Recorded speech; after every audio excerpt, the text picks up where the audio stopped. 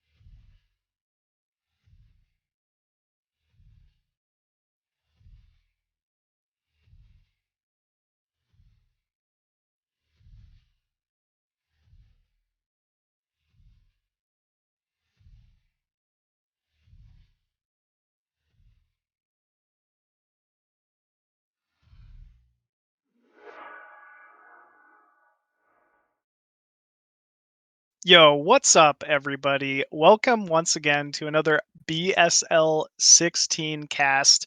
Joining me today, we got my good buddy, the prolific Protoss from New Jersey. It's Razz. What's up, Razz? Hey, Machine. Good morning. Just excited for another group here at BSL. It's going to be a fantastic, good time. So, how are you doing today? You ready for these matchups? I'm pumped, man. I'm jazzed. We got quite a few exciting matchups and different matchup possibilities today. You know, we got first off to kick things off here, two of the Polish powerhouses in the scene. We got Big Bonth, and he's going up against Julia, man, to kind of start things off here. So yeah, first match of the day. You know, two of the favorites going into this season of BSL, man, and yeah, it's going to be an exciting match here. Yeah, I'm really excited to see what these players are going to put out. You know, you and I've talked about a lot of the meta changes happening in PvZ over the last month or so. So we'll see if Julia is going to adapt to some of those more new meta styles, or will he use some of his own kind of plus armor take bases and with lurkers and things like that. We'll see what he's going to have up store for Bonyth, but I'm sure Yeah. Bonth will be prepped. I'm sure he will be ready. And I know that Protoss has been changing some things up with some robo play and things like that. So we'll see what Bonth has up his sleeve as well. Yeah, exactly. I mean, it's Bonyth, right? You're always expecting him to show up prepared. I mean, he's playing in the Bombastic Starleague right now, you know, like multiple time defending champion of the BSL. I mean, just a ridiculously skilled Protoss player that plays so consistently, time in, time out. And yeah, he's going to be kicking things off here on Butter for this PvZ. Butter, you know, one of the more common maps. We've had a couple seasons of it now, so both these players should have quite the experience, you know, going into this game number one here. But yeah, man, I am very excited and can't, you know, wait to kick this one off. Yeah, Butter, interesting map to start here for PvZ. I think it definitely favors Bonnet because there's no like real third base to sit there and take like another main with. Like there's no natural because of being a two-player map. So I think that lends itself more favor to Bonnet, who wants to play more open in the map and just play a standard style game. Yeah, exactly. But also with it being Butter, right, there is potential for cheese. You know, Julia might have to watch out for something like a cannon rush at the natural. You know, but yeah, I guess we're just gonna have to wait and see. That's not typically Bonus style, but it could happen.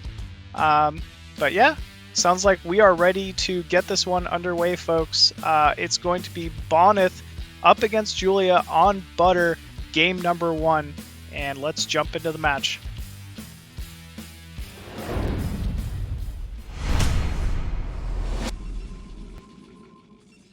And spawning top right as the red Protoss, King Protoss himself, it is StarCast Bonyth. And in the bottom right, it is Julia. All right. What do you think, Machine? Are we going to see an overpool open here from Julia? I feel like that's his go-to build, ZVP all the time. You know, I would expect overpool or 9-pool, given that it's butter. The distance from nat to nat is quite far, but you know, little things like cannon rushes can be like quite awkward, and you know, it can be a little scary. Also, the good Protoss, you have to expect that early probe scout, like, you know, 9-gate probe scout, or even just like with forge openers as well. I was actually doing quite a bit of practice last season with KwarK on this map, and I can tell you, the games that I tried to get away with hatch first, it feels so bad when that probe makes it just in time to block your natural, that, you know, you really don't want to get caught, especially in a game one, in an awkward position here as Zerg. And yep, you called it. It is an overpool on the way here from Julia. Meanwhile, Bonyth with the pretty standard, I think that was 9-gate, or was that 10-gate? I don't know if you were watching. I believe it was a 9-gate. It's already complete by the 150 mark. I'm really surprised that Bonth has chosen to go with the gate opener, like you said, because of the rush distance. It definitely takes a little while to get your links down there. It's also a little bit more difficult to wall on this map because of how many gaps there are between the egg and the gateway. Link run-bys are definitely something that you have to be wary here as Protoss. But you know what? Bonyth, an expert with this opening, knows exactly what he's doing, and we already see the oof. Nice snipe from Julia. I gotta say, you expect the pylon block to kind of happen. Actually, you don't really expect the pylon block to happen with a 9-gate opener, right? But still, big pickup on that probe. Bonyth can't be too happy about that one to kind of start things off. Yeah, and Bonyth actually throwing the forge down before the Nexus, even though it was an overpool opening. I'm a little surprised. A lot of times, Protoss will just make 2 Zealots, bring a couple probes, and block while they take a Nexus, because it's going to delay his economy here a bit and then Nexus timing. But Bonth is sending down the second probe. He's looking to see how many Zerglings there are. He should know there are 6 out on the map, and he's going to see these 2, so he's expecting some pressure. So this forge may be a really solid thing here for Bonth, because he's going to prevent, hopefully, the Ling run by. Yeah, it looks like he's not even going for a cannon before Nexus. He just wants the wall off. Oh, never mind. That is going to be a cannon. And, you know, I mean, Julia getting a good amount of damage on the gateway to kind of start things off here. One Zergling does fall. Ooh, great control, though, from Bonyth, using that Zealot that's pulled out of the wall. And actually, looks like he's been harassing with the probe inside the main at the same time here. Nexus is going down. But still, I gotta say, overpool, and he forced a forge and a cannon before Nexus. This Nexus is quite delayed here for Bonyth. So I don't know if Bonth just wanted to make sure he got into somewhat of a standard mid game, didn't lose to any funky, like, early, you know, Zergling business, or if he genuinely thought this was a 9-pool opener. Yeah, I think he thought it was a 9-pool opener. That's why he threw the forge down. Usually you throw a forge down for 9-pool, and then a forge and a cannon if it's 9-pool speed. But he decided to make sure that he did not want any kind of Ling pressure busting him early. He did use the probe really well to, oh wow, we see Ling speed first before Lair here. So maybe Julia has some evil intentions right now with just producing a lot of Zerglings. But Bonyth will get in there, and we'll notice with the timing here that there is no Lair, so he should know that speed is up, and he can expect something. But he did see drones, so he knows that he's not all in yet. Yeah, he's able to at least see everything with this early probe. Sees no Lair on the way. There's no Hydroden yet. He might be able to kind of figure out that this is Ling speed. And, you know, I mean, if he does, Bonyth really doesn't need to move. Oh, Lair is started, actually, at the third. Okay. Oh, good blocking, though, from Julia. Not quite enough to prevent the Lair scout. But, wow. And you know what? That Lair, 5-minute Lair, is actually in pretty decent timing here. We do have the Stargate more than halfway done, so a couple, you know, Overlords might be vulnerable here. Now that Speed's about to finish up on these Lings, I think Bonth's probably not going to be able to get any type of early move out done with Zealots, just given how big the map is. Yeah, you should notice that the speed is going to be up. We saw there were more lanes produced. He's going to have a decent number of Zealots before he wants to move across the map. He saw with his scouting probe, he's always going to pick this Overlord. That's always an annoying thing for Zerg, to lose this first Overlord to a Dragoon so that the Sayer can get right to the base. I think it's going to be important, though. I think Bonth's going to want to see all the timings. Did he add a second gas? Is this some type of Muta all-in or 3-base Muta with gas that a lot of Zergs are also using right now? So he'll want to be able to get that Sayer down there immediately to see what's going on. Looks like a creep colony going up maybe at the third. Oh, no, it's another hatchery. Okay, fourth hatchery down for Julia here. Bonth just able to get on top of another Overlord here, but the drone count is quite high for Julia so far. 28 workers to the 32 of Bonyth so far. So honestly, things looking pretty good for Julia here to kick things off. Absolutely. He's going to have his Scourge up in time to make sure that this Sayer doesn't get any more kills. The worker count is close. If there's one thing that Julia does like to do is try to greed for some more drones. He definitely likes to get that drone count as high as possible and see what he can do to abuse it. But Bonth could move out. Remember, he saw...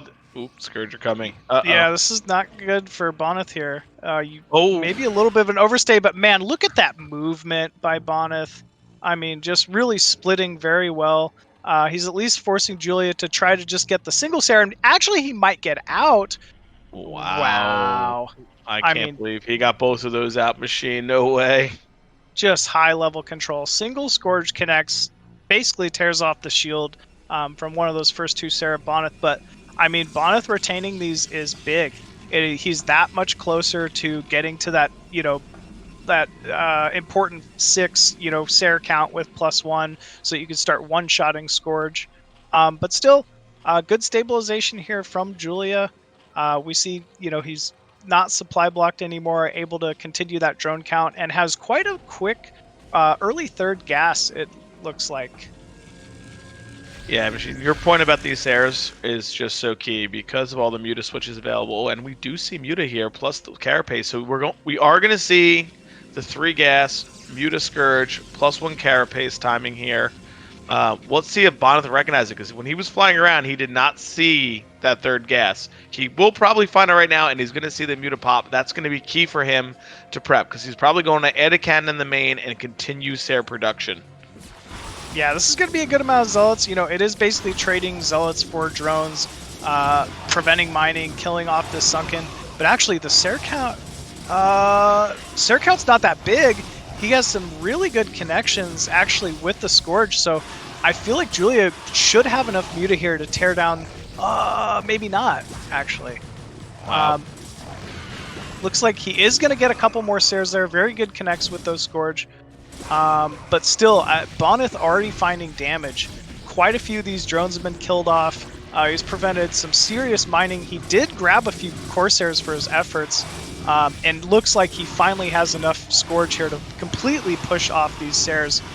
So with that, the Muta will be able to defend the remaining Zealots here, but not before losing an Evo, losing even more drones at this third base. Yeah, I mean, look at the worker count now. Julia just hit another drone round, but it's 33 to the 42 of Bonyth. Yeah, that was a lot of damage. And to see that there was another drone round, if Bonth notices that, it could prompt him to move back across the map, because he knows if drones were produced, that means there were no units produced. So I'm not sure if he was able to see that there was a drone cycle there, but Julia's playing with a little bit of fire here, trying to drone up and get his economy going back.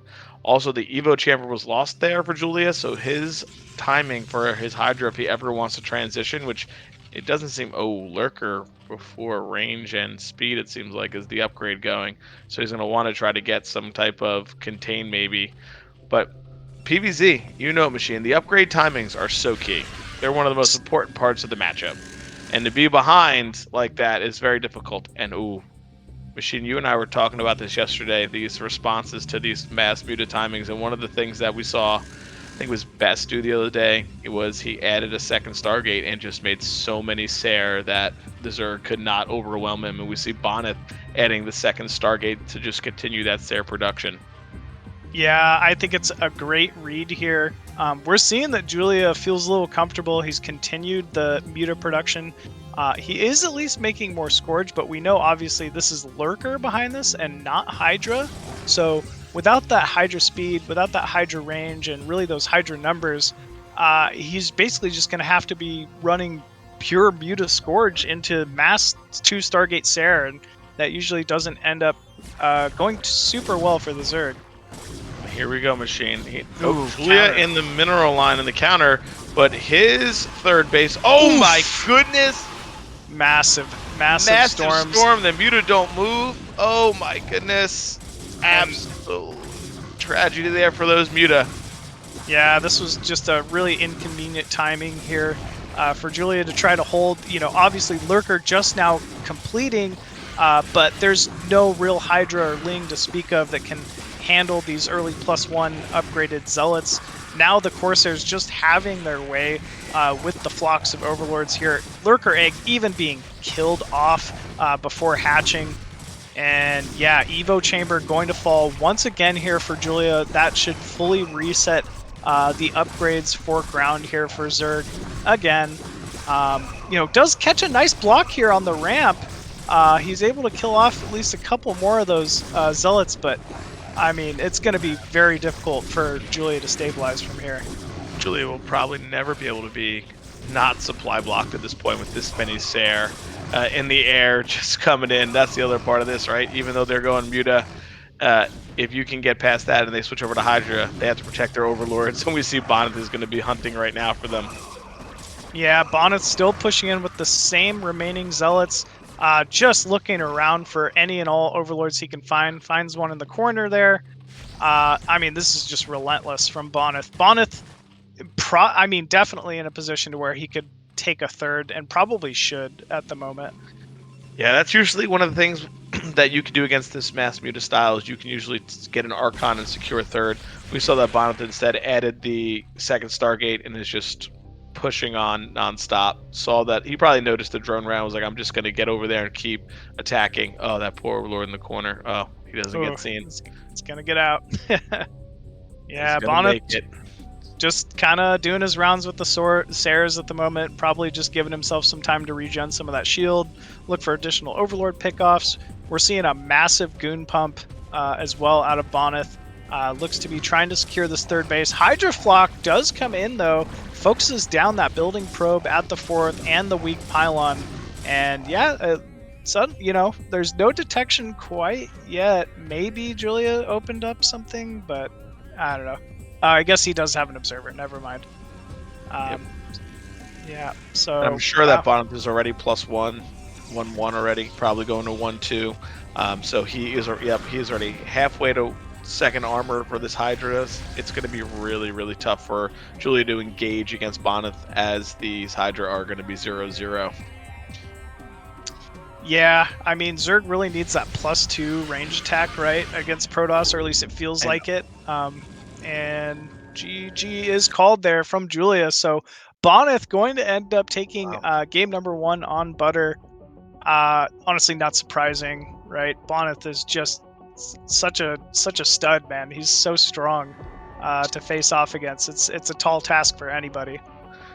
Yeah, I mean, he played it really well. He recognized it. He put pressure on at the right times, and I think that's always one of those strong things for PvZ, right? Hitting those timings, like when is the Zerg making drone cycles, or when are they making units? And he caught him at a good time, and he was able to push through. And I really like that he added the second Stargate to really make sure that he had control over that Muta +1 carapace, that he wasn't going to be short on Sair. So that was really well played by him. Yeah, I was impressed with that. Normally, right, you see Protoss get the archives after the initial like Sair timing. They get an Archon and they're like, okay, here we go.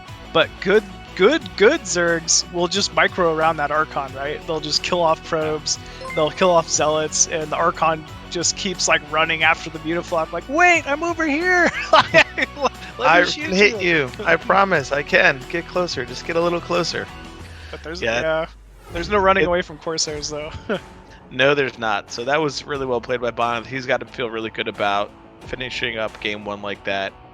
Julia probably going to go back to the drawing board a little bit, pick maybe a different build. Maybe he'll pick a map where maybe he feels like he can get away with something. What do you think?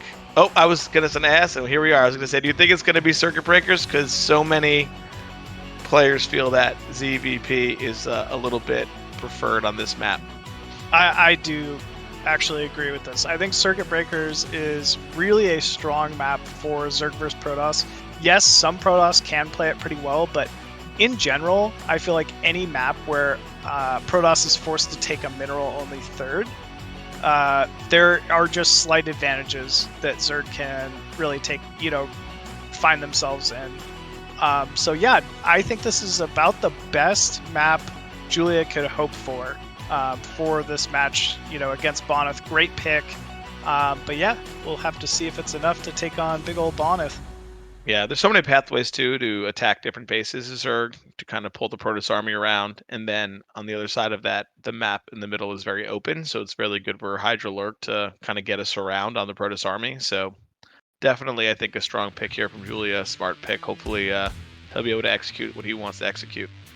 Yeah, it's a great map for 973. Great map for speedling timings. Even like Muta, if you're close vertical positions, can be great. So. Yeah, got a lot of options here for Julia. But yeah, with that, I think we are ready to jump into game number 2 here. It's going to be Julia going up against Bonyth on Circuit Breakers. Let's check it out.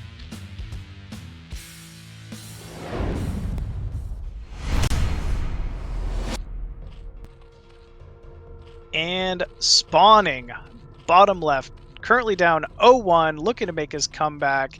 It is Julia. And in the top left, the Protoss that everybody knows, it is Bonyth.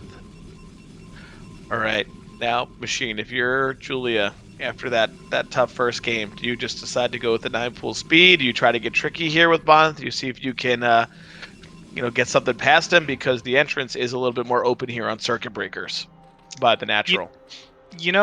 With most Protoss, I'd say 9-pool or a 9-pool speed maybe wouldn't be the worst idea.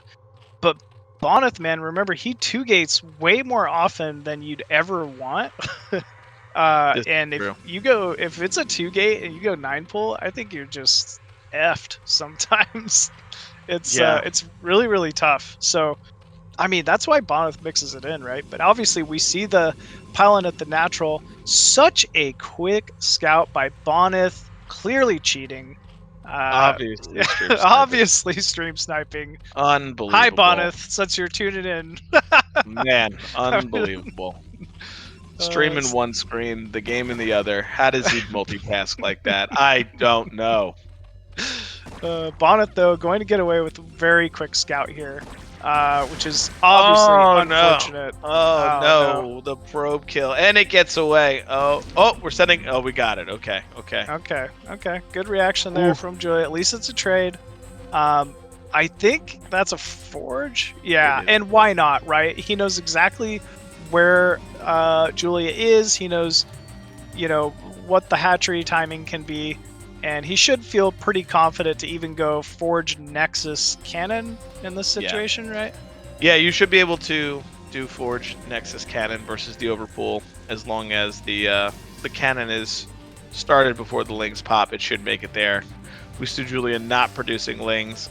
Going to be unhappy right now that Bonth is going with the Nexus first.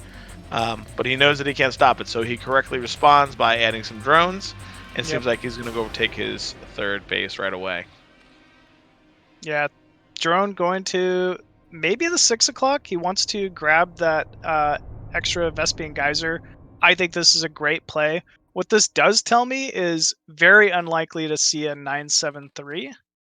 Julia likely going to go for more of that, 3-5 hatch, Muta, Spire style.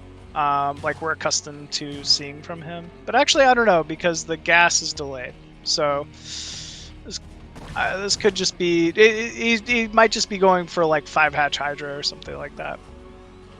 Yeah, that would probably make sense here. See if he's adding the third hatchery now.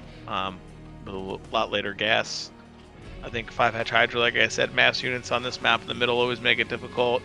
But I think he's definitely unhappy at this moment, losing a drone and seeing that Bonth goes Nexus first. I think anytime Protoss can get that Nexus down earlier and earlier, it's always an advantage to them in this matchup. So we'll see if he wants to respond. I feel like a lot of times when Zerg see that Nexus first, they do try to do some type of 973 and bust at least the Forge and the Gateway to try to counteract some of that mineral that they've put down on the map as Protoss. Yep. I think you're right. Looks like we have the core going down in the main here for Bonyth. Pretty well timed. Yeah. So Mashi, does he need to go Hydra here?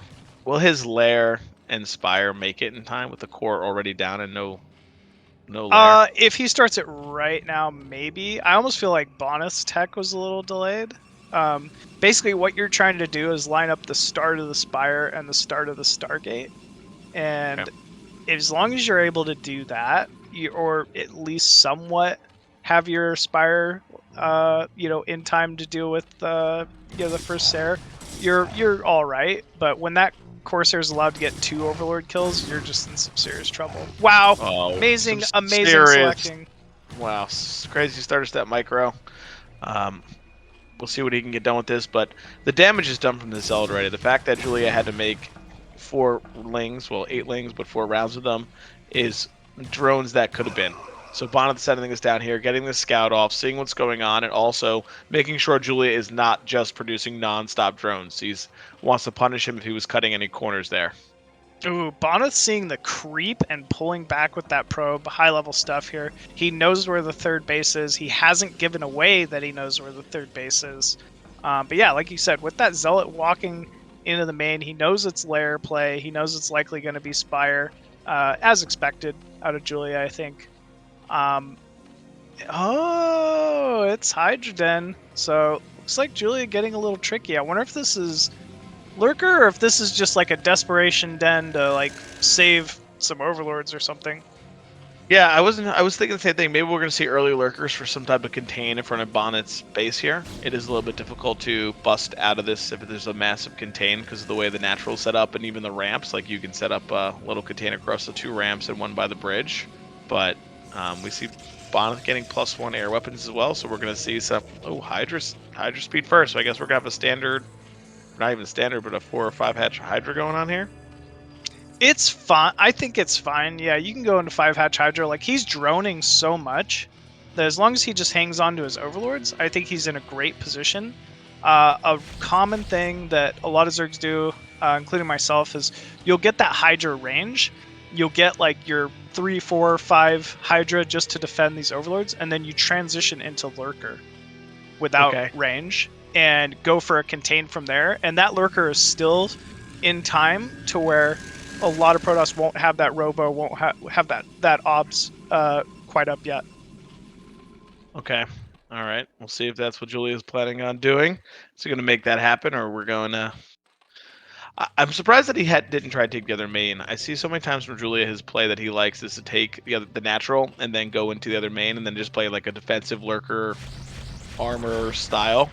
But he has opted again to play more of a standard macro game here with Bonyth. It is Hydra range. Okay, and also there's no Evo, which I don't like yet. As we were talking about, it is really important to get that +1 upgrade going for Zerg as soon as possible. What is this? This is going to be a proxy DT. Oh man, proxy DT. Bonth pulling out all the stops here. Crazy. We also see that Bonyth has stopped Sair production. He's like recognized that it's Hydra in time and just said, you know what, I don't really need to produce any more of these for the moment. Looks like a little bit of a Zealot move out here. Yeah, I think he's going to move out the Zealots and then go kill the Overlord. Either, he's going to kill the one with the natural first, though he will kill it the third and then build that DT. But if he can build... drone's being pulled. I don't know if he needs them. He has a lot of Hydra, but he's supply block now. Yeah, I mean, every Overlord counts, man. It's kind of a big deal. Actually, wow, Julia looking like he wants to move out here. We see And- a Robo Machine. This is something I was talking about. The meta has been changing a whole bunch, and Protoss are responding to a lot of these Hydra timings with things. And hold on here. We have a counter. Bonth has noticed that Julia has moved his army across the map. He has cannons, sending the Zealot into the main. Looks like Julia moving back with his Hydra force here, trying to just stuff this counter timing from Bonyth. But remember, we also got the gateway bottom right, likely going to be going for that DT timing here pretty shortly as well. Yeah, 5 drones down right now. Oh, let's see if this is going to be able to get it in. There is an Overlord and a Sunken there. But 5 drones killed already. Let's see how many this DT gets. 1, 2 swipes. Oh, only 2 swipes. Okay. 2 swipes, but that's, 2 drones not mining that third gas at the moment. Look at the supply though, 64 to the 70 of Bonyth. Bonth has recognized the machine, and I think he's worried about the drops. Yep, we see lurkers, we see drops. He noticed that the Overlord speed is pretty quick, and he's kept bringing these Overlords with these Hydra. He recognizes drop. He's add cannons in the main, and is getting Templar. So he's getting set for this drop that Julia's going to try to do. Wow. I mean, it's a big committal as Zerg to basically load up your entire army, lurkers and hydras, and try to drop inside the main. Sometimes it can be quite successful. If he gets those lurkers down, there's no vision, and he can kill off the tech, he can kill off gateway count. It could be a pain in the neck here for Protoss. But as you said, I mean, Bonyth's showing he's really expecting it at the moment. Corsairs are getting in position. We have cannons in the main. Zealot DT sitting in the main as well. Ooh, this could be scary though. Remember, if he could just get those 2 lurkers burrowed behind the mineral line, you can one-shot probes. So maybe there's a window here for Julia at the natural. See the reaction time here from Bonyth. Oh, probes immediately pulled. 1 probe down, 3 probes. Wow. 3 probes. The lurker's now going into the main for the drop to see if he can catch the rest of these. It's dropped on the opposite side. Let's see if he can get a spine down. Oh my goodness. Nope. That DT slapped that down and said absolutely not. Get that lurker out of here. Yeah, it was a really good hold. And now it doesn't look like Julia has the numbers he needs for even a contain. Bonth looking pretty happy to move out. Another big drone cycle here from Julia. And Julia's got to start thinking defensively. I don't think he can hold this contain anymore. He's got to try to just hold this natural ramp, hold the high ground in between the mineral only and the 4th, and hold his 4th, obviously, at the same time. Yeah, we see Zero highlighting the fact that he's supply blocked right now, and there's a lot of larva sitting, so we're not getting a lot of macro rounds out now as we are now supply blocked again. We're waiting for overlords. Julia going to try to drop again up top and try to harass these probe lines. He's going to try to distract in the front with this group of Hydra. Oh, can this Hydra snipe a High Templar? Immediate storm from Bonyth. We see that Overlord top center sneaking into the base right now. Here he goes. Let's see what this lurker can do. If anything, it's at least annoying for Bonth to have to keep going back to deal with this. But Julia focusing on some defense right now. Bonth recognizing that it's there, sends it in. Oh my goodness. Ooh, huge big connections hit. already. Huge hit again. Connections. Wow. Yeah. I mean, that was quite a few probes. Look at the probe count now. 34 for Bonth to the 47 of Julia. Quite a painful strike to his economy there. Yeah, I think he lost at least 12 probes there. I think we were around the 48 mark at one point. So a nice little play there from Julia, trying to get himself back into this game a little bit. Playing ultra defensive on these 4 bases now. Almost has +2 on these Hydra, but here we go. Bonyth coming in. Julia trying to snipe observers. Ooh. A bunch of Hydra going down. Yeah, a bunch of Hydra going down. Zealot's getting directly on top of these lurkers. DT there. Oh man. Now he's got to come down this ramp into this choke. We're going to see a big storm from Bonyth. Oh my goodness. These units are clumped again. Bonth really doing a great job just saving those storms for the most opportune moment. And yeah, he's really softened up this army of Julia after picking off quite a few drones. Overlord's still falling, and we're going to get yet another supply block here for Julia.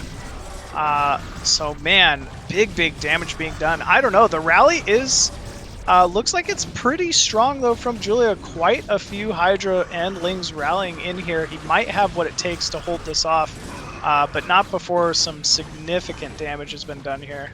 Bonth using that gateway to reinforce his army zealot by zealot too. Oh, well, he's sniped the Evo chamber before +2 is up. Oh, that would be huge. Looks like +2 will get up though, but still not before some serious damage has been dealt. Maybe with that +2, Julia might have what it takes here, but more Overlords being picked off is just going to be more and more supply block. And no GG is called there. So, GG. So wasn't a good game. It wasn't a good game.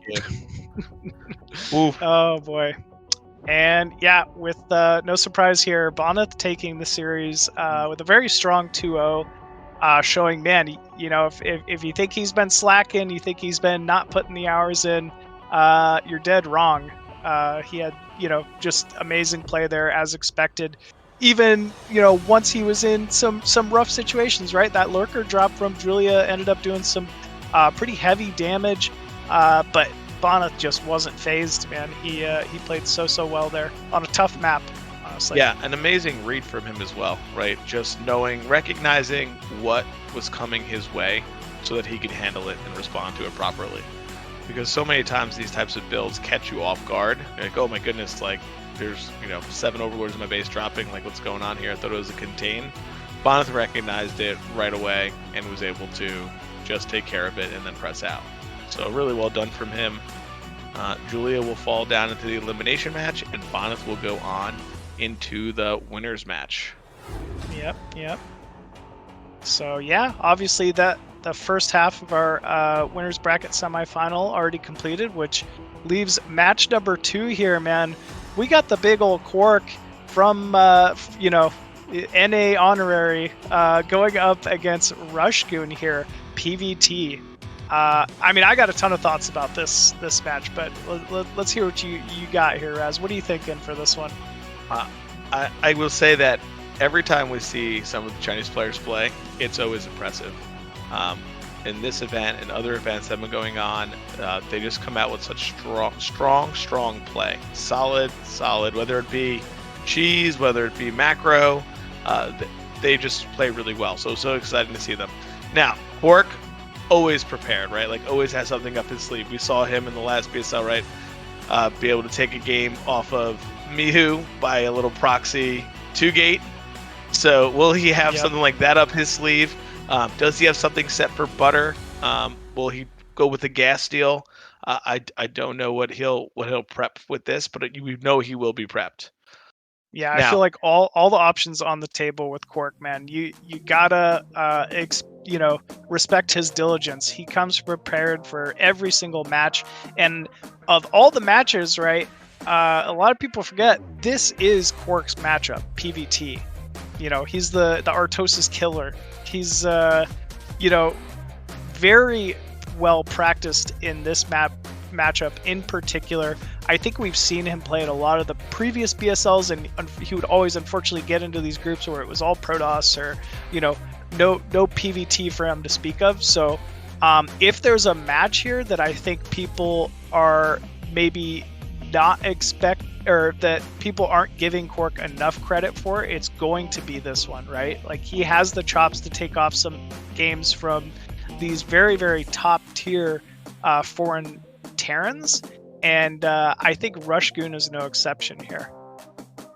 Yeah, and you know, I think this is a good map for KwarK because he does come up with some interesting builds and some different play. So it's interesting to see what he will do here, because Butter 2-player map, gas deal available, right? Proxy gateways available, all that's on the table. I don't think we'll see a proxy gateway from him because he is a low APM user. I think that's not in his best interest, but you never know. He might have it ready. All right, I think we're ready to jump into this game. Let's make it happen.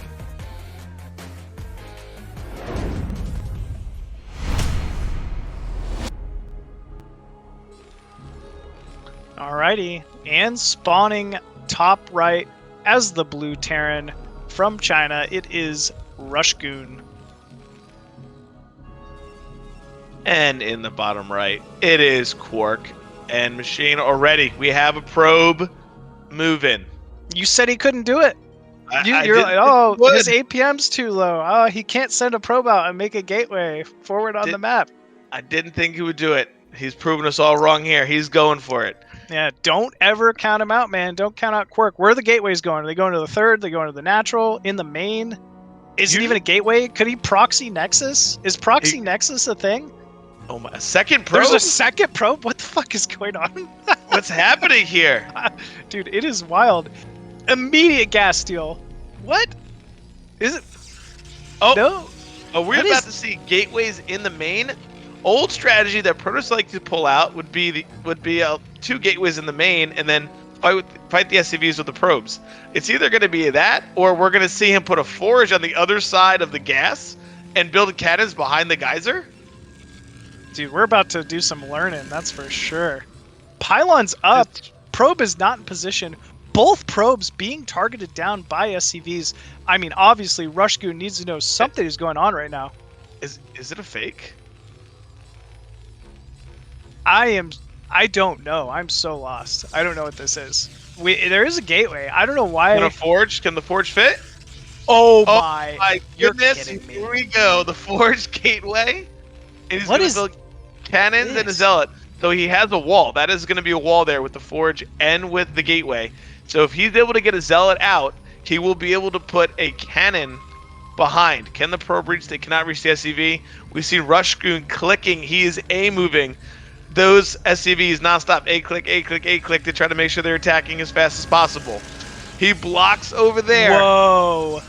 KwarK putting a cannon behind the gas. This is crazy machine. This is crazy. This is really crazy. And he gets the gateway! He gets the gateway off. You're kidding me. You're kidding me. Wish he didn't drop that probe out so he could have built cannons. The probe is not behind now. This bunker will get up and be able to be repaired, though, by the Marines.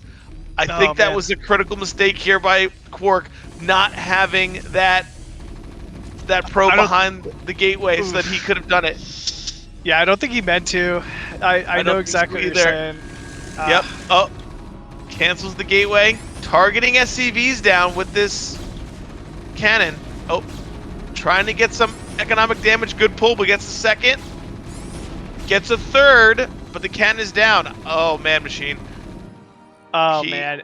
Yeah, this is tough, man. I really thought he was going to pull it off here, but good hold from RushGoon. Yeah, I thought that he was going to be able to pull it off as well. I thought with the second probe behind, if he would have been able to add 2 more cannons, he would have been able to get it done. We see him taking a Nexus. So he is going to go Nexus Forge, which is some of the standardish play that is happening right now, where you go Nexus first with the Forge. The problem is, I think the eco difference now is going to be just, oh, he's not getting a gateway right away. The eco difference is just going to be too much. We see that Terran is already up on SCVs. He's going to have to get this Nexus down and just pump probes non-stop. And that is something good KwarK is good at. He definitely knows that not to miss any of these workarounds.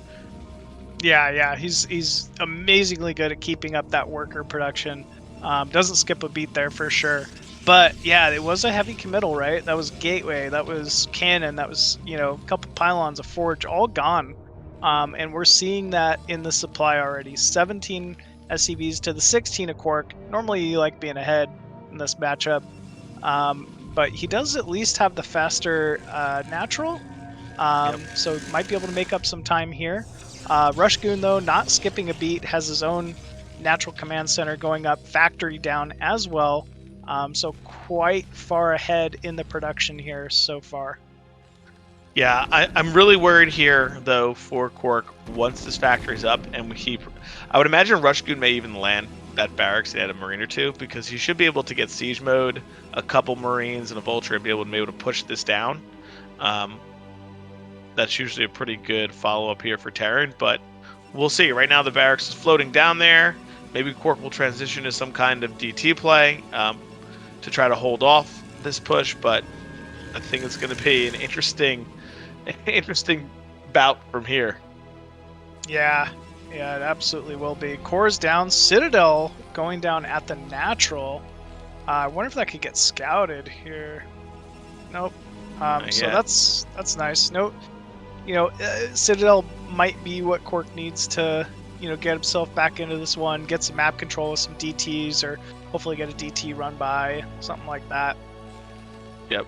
Maybe KwarK has been studying the Nyokin PBT style of DT carrier, recall your carriers. Maybe he knows that that's where it's at right now. Yeah, he might have learned it. Oh boy. Second gas completing here for KwarK at the natural. Citadel's done. Likely an archives in the main, I'm guessing. And yeah, then right here we have RushGoon just kind of scouting around the map here. First barracks flying around. Does have a vulture, couple vultures, I think, and likely just trying to make his way to that mine tech. Get some mines out on the map. Oh, no, tank moving across the map. Yeah, I don't see an eBay. I don't see an academy yet. So I think there is a little concern here for RushGoon as he does this push. Oh man, he's gonna block this Dragoon. Body block it, freeze it up. Oh my goodness, really well done. Yeah, very well done. He's got to retreat to that cannon. Vulture might get the final shot. Nope. I think we're gonna scout this DT here though. At this point, we're gonna know that it's coming here, but if KwarK makes at least 2, he should be good.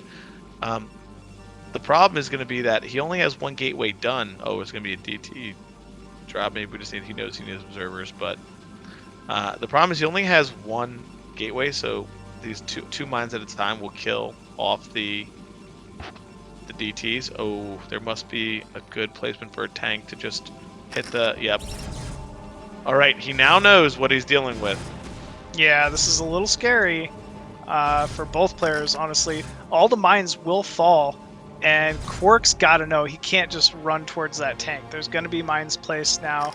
Not even choosing to move across the map with it. I think that's probably the right call. Just say, you know what? You scouted my DT tech. At least you're not going to kill off my natural here. And I think that's the right call. There's no way this DT would have walked into RushGoon's main. Yeah, and like I said, Machine, KwarK very good at workers. The worker count now is pulled in favor of KwarK by 5. So he was pretty much dead even, was behind, got that second X up, and was able to get it out. I'm assuming after this we're going to see an Arbiter follow-up, like a fast 2-base Arbiter type style play, so that he can kind of be able to get some kind of timing push or be able to bust. No third base? You can go 2-base Arb into a third base. Definitely a little bit of a, I feel like, an older style. But definitely possible. We see here that the goons will come out and clear the mines to help the DTs. But RushGoon has to be careful here, Machine. So does KwarK though. Dragoon falling for free essentially, and mines getting their connects on the DT. No splash really dealt to that tank of RushGoon, and now this push of RushGoon looking pretty scary once again. Oh, there's a nice mine. Can he get this nice mine drag? Let's see. Oh no, the DT's detected. Going down. Oh no, blunder. Turret going up at the natural as well. Templar's picked. Oh my goodness, he's just pushing in. RushGoon is trying to end this now, but these... Oh, no, RushGoon, one step ahead of the game there, said you will not mind drag a DT on all my tanks and come back in this game. Yeah, he's so patient with his unit movement, right? Once he scouted that initial DT, he just pulled the tanks back. He was fine with where he was at. He was saying, you know what? I'm going to put down some mines here. I know you're not going to really be able to walk into them. I'm not going to be able to do any damage, but it's fine. And now that he's got scan up, he's got buildings placed. KwarK just really in an unfortunate position here. Nice shuttle drop going down the center of these tanks. Tries to pick off that forward tank and does so. But the Vulture's just doing a great job body blocking for these siege tanks. And GG is called there from KwarK. And RushGoon will end up taking game number 1 on Butter. Well, Machine, we said that KwarK would have something prepared. And he did. I truly think if that probe didn't get jumped over the gateway, I think he has an even better chance of making that work because he can put a second and even third cannon in the top right that could have helped kill off that bunker and some SCVs. So, And those cannons at the top right would like range the bunker, right, at that angle. yes, I think So- they would be able to range the bunker. Yeah, man, like so unfortunate, and it was such a like beautiful play, right, to come up with, because I mean, we were all like, what the hell is going on here? Like with this first pylon placement, the second probe out on the map, it was obviously very practiced and really, really close to perfect execution there. But yeah, you know what? Even if you lose a game like that, right, you got to still be feeling all right as KwarK. You know, now you just can play like more of a standard style. RushGoon, you know, won't have the best read on you, and will obviously be expecting something similar for the follow-up match. And also, KwarK gets his map pick here. Yeah, he does get his map pick, so we definitely have some great choices here in the pool. What scares me is that two-player map, usually for Protoss a little favored, you want to be able to get those. So I wonder what KwarK will go. Maybe something standard like Sylphid for him, or Vermeer. I feel like, yep. Ooh. Sylphid. I'm on it today, Machine. I'm on in these map choices. Dude, why do you guys pick this map, PBT?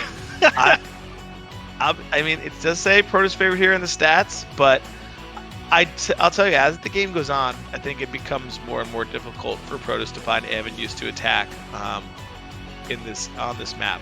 Like once Terran kind of secures their chunk of the map, they can really kind of sit there, and there's not a lot of good places to attack on the ground. When this was an ASL map, we did see a lot of Protoss go two-base carrier. Yeah, it's really a good map for puts Razz. carrier. It's a Yes. good map for carrier for sure. Good map for two-base Terran timings though too. It is. It definitely is. The thing is, the third base that's outside of your nat is low on mineral, low on gas. So I guess people feel that PBT Terran don't get the gas supply that they need. So as the game goes on, but I'm not sure. This definitely will be a difficult map. We'll see what maybe KwarK has something different in store as well, something in mind that he wants to do to try to pull out a win. I think it's great that he showed a little bit of cheese there in that moment, because now you're like you said, he doesn't. RushGoon doesn't know what to expect. So KwarK is carte blanche to play however he wants. Now that being said, Machine, there is a spot in the middle of the map for two barracks, and we have seen a lot of the Chinese Terran do a little BBS and get after it. Yeah, So- Bus Terran for sure. Whenever I think of Bus Terran from China, he would just get after it with Marines and SCVs every chance he could. In general though, the Chinese Terran mantra has been two-base timings here, so kind of expecting that style here. But I don't know. I guess we'll just have to wait and see. But yeah, folks, we are ready to jump into the next match here. It's going to be KwarK going up against RushGoon PVT on Sylphid. Let's jump into the match.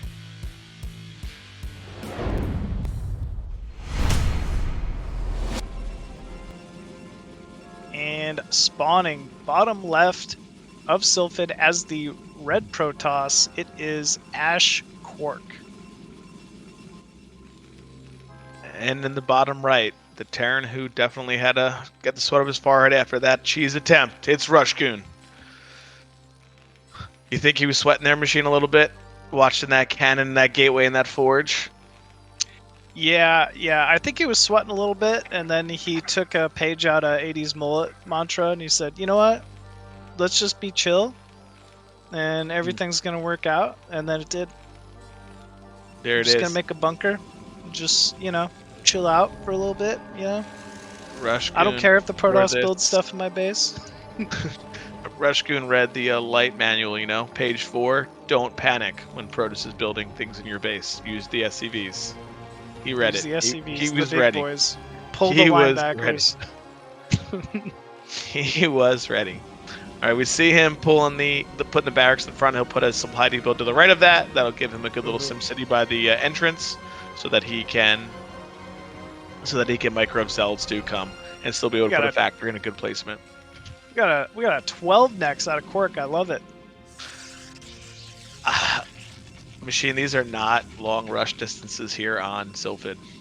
So, I think this is 12 next always strong, but RushGoon will get the second scout, so he will have to buy some time. But you got to be careful with this build on this map because I'm telling you, the rush distances are short, and if Terran pull the boys, you can definitely have a hard time.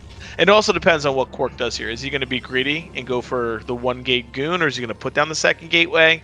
So we'll see what he decides to do. KwarK in terms of this KwarK build. sometimes does his own brand of 12 necks, though. Remember, That's KwarK true. is not afraid to cut probes once the opponent scouts that it's 12 necks and just stomp timings. I've seen him do it time and time again. It's a build that, you know, he's kind of known for, and you really don't see many, you know, Protoss do it. So, I mean, for RushGoon here, if you're not practiced enough and you don't know who KwarK is, something like this really can catch you off guard. And yeah, we're seeing SCV Marines move in to the natural bunker going down immediately. So yeah, no probes even being produced by KwarK here at that natural. No probes being pulled. Looks like one and a zealot, couple of a zealot being pulled here. Looks like the Marine going to be zoned out here, and the bunker going to be delayed for now. Yeah, we see more a couple more SCVs. SCVs being pulled here. Only one gateway. Yeah, look at the second gateway on the way, and only 15 probes to the 18 SCVs of RushGoon. So this was the cut from KwarK, and I think this was just beautifully planned. Okay, we're going to see here if the micro's going to matter. If he can keep picking these SCVs off, make sure no bunker goes down. He did start range immediately as well, Machine. Really well done here from KwarK, taking out all these SCVs. One zealot down, and now we have 4 Marines with just a zealot. But the 2 gates are going to be producing goons with the range, so he should be okay. You may be right, Machine. You might be able to pull this out and be able to make a strong counterplay here. I'm telling you, man, I think he's already done it. He hasn't lost a single probe here. It's Marines fighting against Zealot Dragoon. Oh, there is a Vulture, though. Things could get a little shady. Man, good damage being dealt by these Marines, by that Vulture. I almost think KwarK might need to pull some probes here. Yeah, probes being pulled to that rally, getting on top of some of these Marines. But look at the control! Oh, well done. Oh my goodness, saves both Dragoons. Not much life, but saves them. Another SCV trying to get a bunker down. I'm telling you, this was that build, and RushGoon's just like, huh? How does he have all this? Like, it's got to be so shocking the first time you play against this Terran. Absolutely, and like we saw last game with the Nexus being already down, he should have no problem being able to catch up in workers. Pulls out the Marine there to try to snipe the 1 goon at least. Gets 1 goon, but the bunker down. Bunker down, Nexus is old, and he's held. So now it's just a matter of him playing into the mid game. Yeah, there's no mines quite yet, I think, either. KwarK finally just able to power probes here. Likely could, I don't know, take a quick third or something. He's got to know he's got a decent map control here. He will have map control. He could take a third. Got to really focus on making probes now. A little 1 mine connection there, so now he knows he can't push too far in. We do see a second factory going down. KwarK putting down his robo as well. Ooh, Tank trying to pick off that forward Dragoon here. Might be able to do so. Machine is in the mind of KwarK, calling all of his moves. You see the probe going to the 3rd base already. Should be able to hold it, Machine. One of the strong things about having these 2 gateways in the robo, once you get up to like 8-10 Dragoons, you can hold most of these 2 fact timings that come at you know, usually it's like around 6:15, 7, but we know the game has been a little weird, so it'll be delayed. Yeah, it's definitely been a little weird. RushGoon, though, keeping up on that SCV production. We're seeing 23 SCVs with the natural already up to the 28 of KwarK. KwarK obviously with a little bit of a lead here. We do see that robo. It's likely going to be observatory. Yeah, there we go. Observatory down. So it looks like KwarK just wants to get some vision, you know, prevent any mine, you know, contains, and likely just trying to get a 3rd base up. Yeah, I think he'll be fine with that. I think he's able to hold. We already see his Dragoon count is up to 6. See a Zealot there. He's probably going to make a couple more Dragoons, and I think he'll be okay with holding this timing from RushGoon. Well, RushGoon chasing goons around the map, knows that they're out there. Uh-oh, this one might get caught, Machine. Yeah, he's just trying to lure him back into some of those mines. KwarK, though, with a pretty good pathway on that. And you know what? I actually think this is maybe an overextension here from RushGoon. I mean, Observer's out. He can't really push in here, right? No, I don't think he should be doing this right now. I think he's going to find out that he's got a hard time. Oh, we see him just moving in to lay mines, and the Vultures kind of bug out. And now Tank's retreating back. I think he has to go back home, Machine. There's no way he can stay here and keep fighting with these low amount of units. Yeah, there's no way. He's at least going to try to get a trapped goon out here. I think KwarK could just straight up attack into this. He needs to control, though. Cannot let these Zealots all blow up on the mines like that. Ooh. Now, all of a sudden, we have 3 tanks here. Oh, no, there's just too big of a rally. Too big of a rally here. I mean, 3 tanks is significant damage here to be going down. Vulture will make it into the natural here, get some pretty good mines down. Is going to start picking away at this mineral line of KwarK. Some mining lost. No third nexus quite up yet for KwarK yet either. Ooh, yeah, this is the part of the game where KwarK really needs to focus, where multiple things are just happening. He's got Vulture trying to run in the net. He's blocked with the Dragoons well. He uses his rally to clean them up. But he's got to make sure he doesn't let any more of these Vultures sneak in, because he now has a big advantage here against RushGoon by taking this push out of the way. Because now he knows the tanks count is wiped. It's back down to just 1 that just popped out of the factory. He can sit there, take a 3rd, maybe even a 4th, and just add some gateways and some tech. Yeah, still though, I mean, RushGoon took a bad situation and kind of like mitigated it, with those additional probe kills. The mines actually making a good amount of connections on the Dragoon force as well. Look, gonna be another big connect here. Ooh, 1 mine killed the other. Fortunate for that Dragoon. So I think the game is stabilizing. I would say KwarK not at the probe count he would normally want given the situation, but he's fine. It's not like he's behind because of it. It is that 4 fact that we see from these Chinese Terrans so often in this matchup. Yeah, 4-pack plus 1. I'm not sure how this is going to go, Machine, from there, because KwarK is stabilized pretty well. We've lost our tanks. I guess RushGoon is going to be looking for some type of timing here where he can bust through, but KwarK ready on 5 gateways. I like to see him, once this 3rd is secure, to throw down maybe 2 or 3 more so he can really get his unit production. RushGoon saw a shuttle, so he thinks it's Reaver. So he's putting mines in the back of his base to try to deal with that. I mean, that's good, right? It's forced a reaction for KwarK. Yeah, I think that's really positive for KwarK, forcing mines to be placed, putting up turrets. These are all positives for KwarK right now so that he can kind of keep pushing and extending his lead a bit. And if you notice, Machine, he's... Oh, Stargate down. We're going to see an Arbiter timing, which I think is going to be really good against this 4-effect timing. I believe RushGoon is moving out. Those tanks, those blue dots are moving slow, yep. So aggressive, man. These Chinese Terrans are just like in your face. Yep. It will get scouted though by an Observer. Very nice catch from KwarK. It's almost like he expected this. Man, he's got to stop getting these mine connects on these goons though. Yeah. I think he just can't let him before this Terran sets up. Exactly. If he sets up and he has to come across this bridge, okay, we're getting up there, because if he has to go through these choke points, things are a lot hard. Okay, we're seeing the siege here.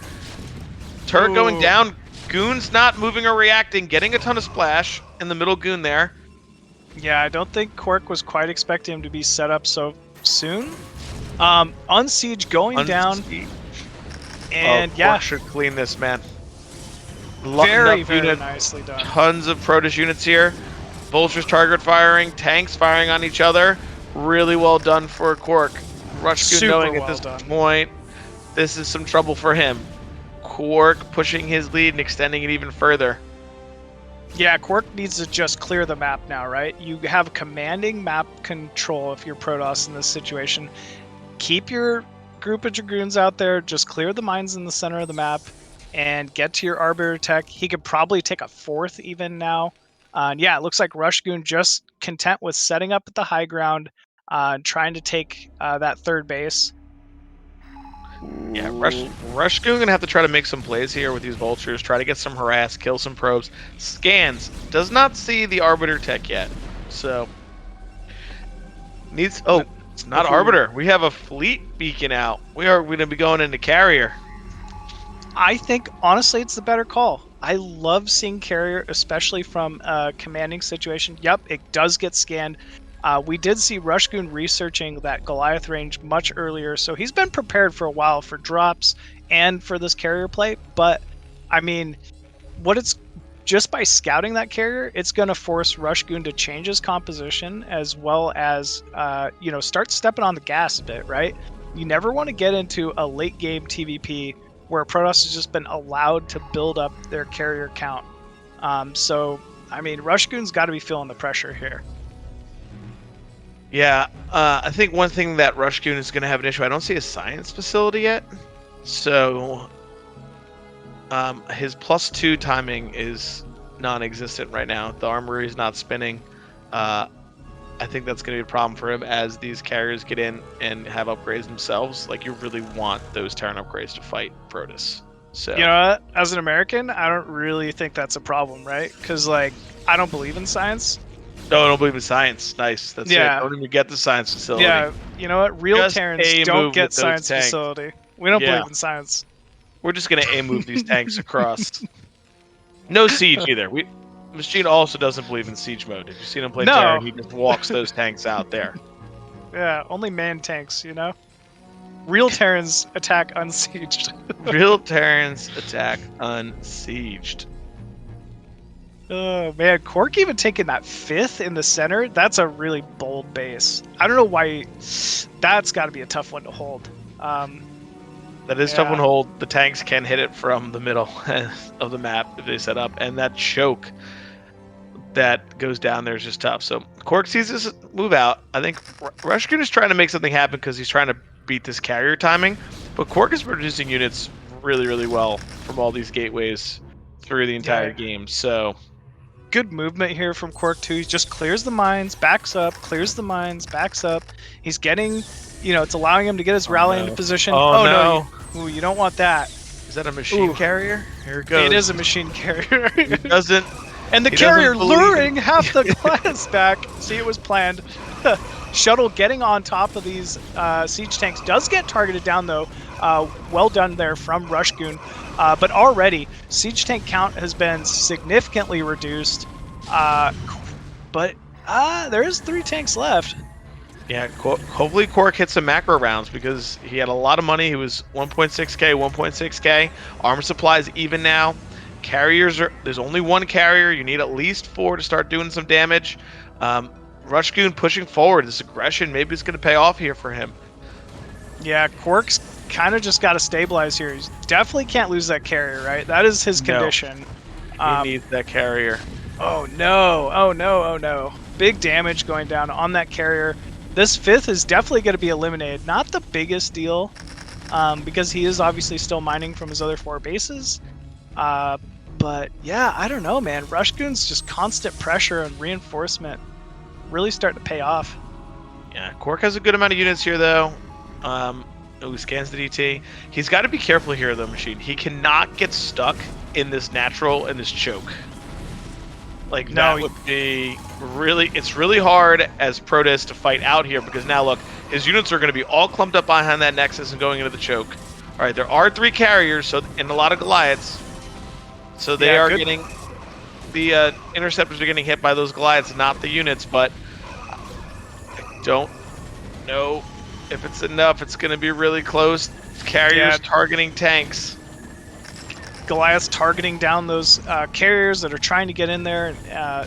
Mineral Line is now exposed to this Vulture Goliath siege tank. It was a close fight once again, but RushGoon just barely making it happen. I don't know, man.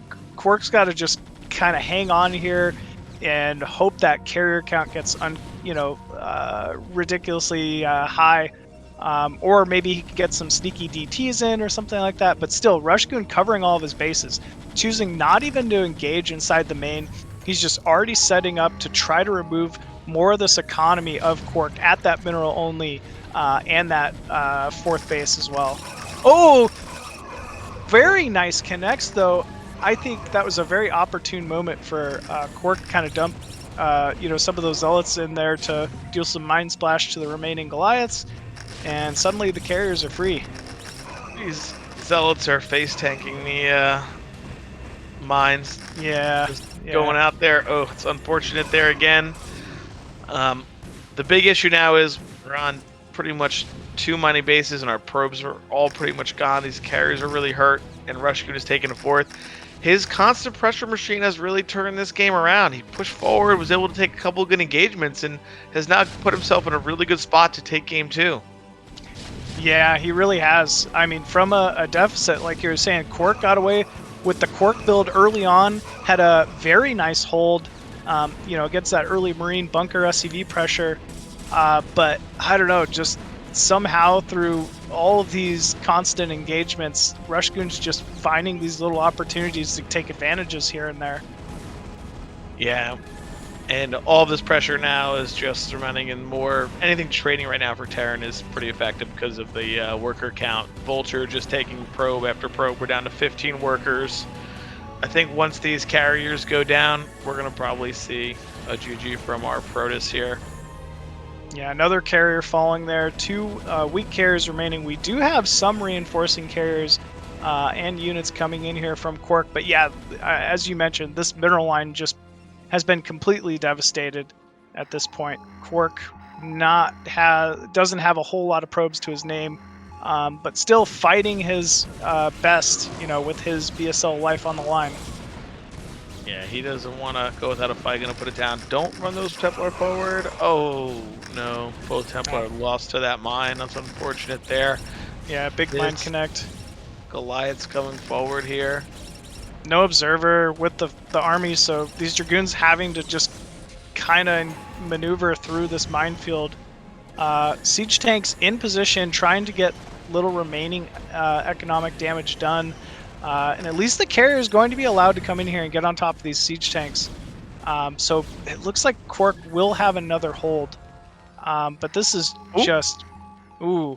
Immediate. And the DT. Yeah, he didn't even hesitate, man. Look at that. Immediate.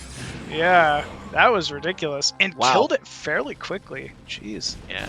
RushGoon floating some money here. Just probably needs to macro out and be able to push back across. He's got to feel really comfortable in his position now that he has a 4th base secure. Oh, please, Templars, don't walk down. Yeah, that mine. Walk above the tree. Walk above the tree. Oh, and we see a GG there from KwarK. Yeah, GG was called, but not after a very strong game from KwarK there. I kind of called the KwarK 12 next opener at the start there. It definitely seemed to throw RushGoon off his game at the start, but still just smooth, consistent play out of RushGoon from then on. Constant aggression, which you're not used to seeing from a lot of the majority of like these foreign Terrans, but yeah, these Chinese players play a different brand of TVP, it looks like. Yeah, they really love that 4-fac and just units, pressure, +1 and keep going. I mean, we saw it here. It can be really effective. If you take one good fight, the game can be just turned in your favor. So I think KwarK played really well that game. I thought he was going to take it. I thought he really putting himself in a lead. It was unfortunate that he could not just pull it out there towards the end. Yeah, it really was unfortunate. So with that, we're going to end up seeing KwarK falling down to the elimination match to face off against Julia. But before that, we will actually be going into our winners match, which is Bonth going up against RushGoon, the Polish Protoss powerhouse going up against the Chinese Terran, man. This is going to be an exciting one. Will we see Ser D-Web? That's what I need to know. Will Bonth pull out the Ser D-Web and just get wild with it? I hope so, man. Watching his ladder games, he does it so often, and he makes it look just so strong, even though I think he's trolling. But he makes it look legitimate, dude. It's incredible. But yeah, I think before we go into this series, we're going to end up taking a quick break here, folks. So yeah, make sure y'all just stay tuned here. It's going to be an epic one. Bonth going up against RushGoon. But yeah, like I said, we're just going to take a quick break. So stay tuned, and we'll see y'all soon.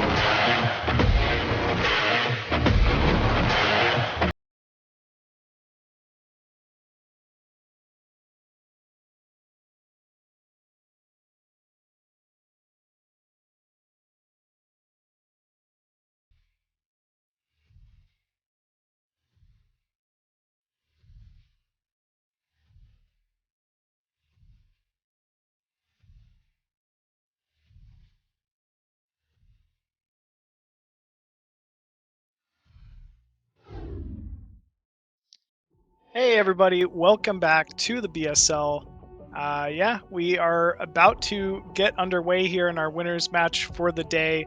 It's going to be Bonyth going up against RushGoon, PvT, and I think the first map is going to be Power Bond, right?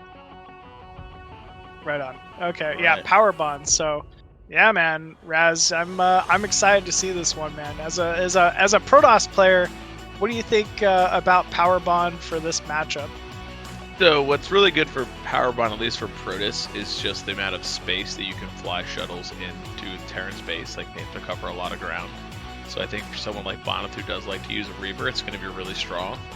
I also think it's a pretty decent map for a carry if you play along the outsides, right? Like, you can kind of fly outside the bases and poke in and poke out from different sides altogether. So I think that's a positive. I also think it's a pretty far third gas for Terran, like to get all the way out there and kind of secure with a lot of surface area.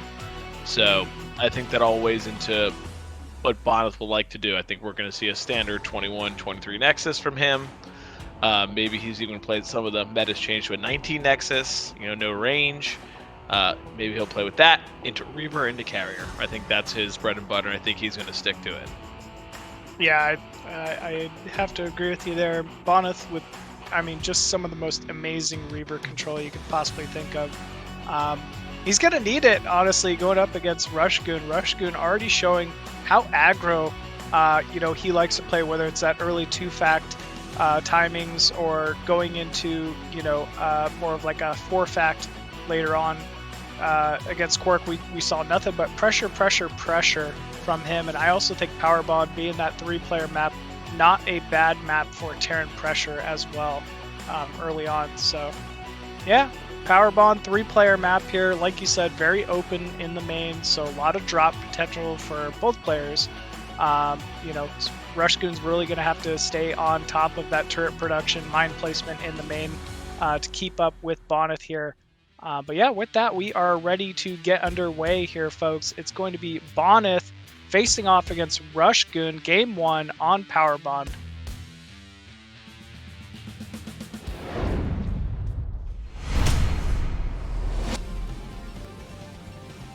And spawning top left of Power Bond as the red Protoss, we have StarCraft Bonyth.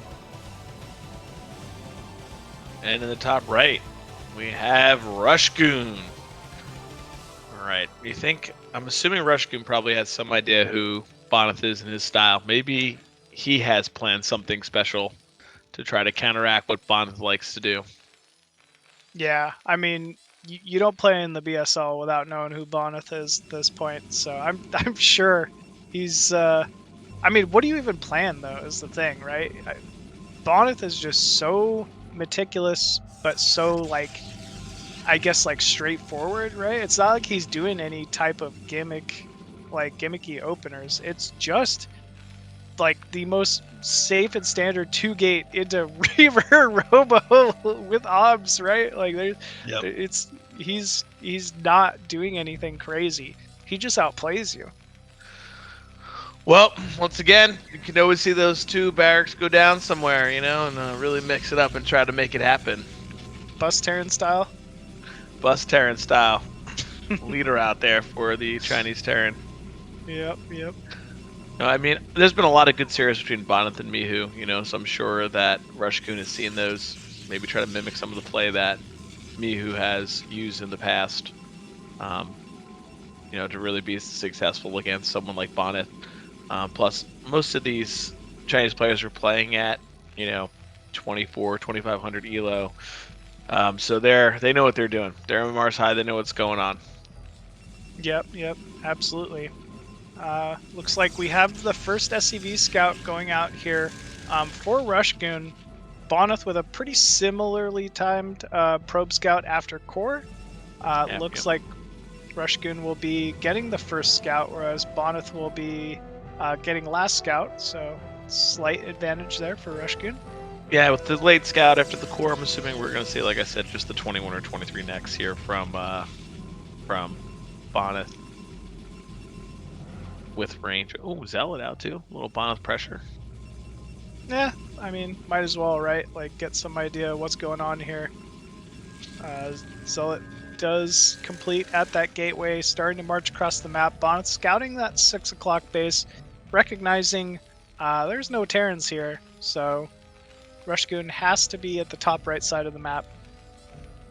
Yeah, good SimCity here. RushGoon hitting a little supply block with this depot.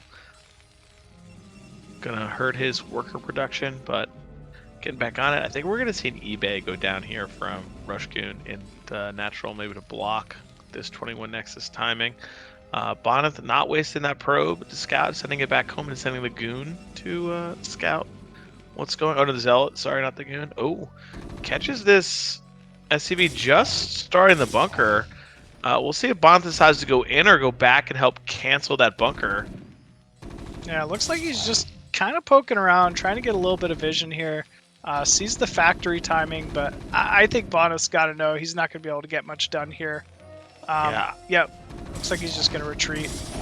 Oh, never mind. Bonth killing off the SCV, making it look pretty easy. Yeah, the big deal here is the bunker is not been completed. He didn't make another Marine, and he went for an add-on first. Oh, kind of greedy with no Vulture. So this goon is going to get in here, and it is going to do some damage. He's going to have to pull some SCVs to deal with this Dragoon, and that's really going to delay him, because he should be having his command center go down right now. Has to cancel the bunker, and just GG's out. What? Whoa. What a fast game. I don't know, man. Do you think RushGoon's just feeling the pressure? Like, I don't know why he got that add-on so quickly. And only the 3 Marines? Wow, weird. Huh. I am absolutely stunned right now. I mean, he didn't make the Vulture when he saw that there was a Zell on the map. Didn't make the 4th Marine either. Gets a late bunker out and just ends up GGing out of the game. I mean, he was going to be in a dire spot because his command center was so delayed there was going to be a second goon. He probably wouldn't be able to move out for another minute or so, but I mean, wow. At the same time, you were calling the eBay block at the natural, and that never went up, right? If the eBay sits there, and Bonyth is forced to right-click his Dragoon on the eBay for a while, it delays that. It allows him to get that bunker up. So it was a bunch of failings in a row. It felt like, but still, you know, we've all been there, right? We've all hit Bonyth on ladder. Yep. He's just ruthless. No mistakes, man. And Bonth taking an insanely quick game number 1 win over RushGoon. But yeah, as with the usual BSL format, now at least it's going to end up being RushGoon's map choice here. So Power Bond, not a map that he was probably super familiar with. So hopefully, yeah, he's going to end up picking Vermeer here. Large 4-player map, plenty of bases to take. You know, if he ends up dragging this out late game, it could go pretty well for him. But obviously, Bonyth, you know, doesn't slow down the later the game gets as well. I guess every map is familiar for Bonyth, you know, but Vermeer I think is so played right now. I thought maybe he'd want to go with something a little more trickier, even something like a Nemesis, you know, where kind of throw someone off, see something a different pick. But if you want to play a standard game and you want to get over what just happened, I guess, you know, you can go with Vermeer because, as you know, Machine, you've played a ton of these things. When a game can go that poorly, it can really mess with your mental. So we got to make sure that maybe just picking a safe map for him is just going to kind of get him over the hump. Like, all right, we're just going to play super standard here.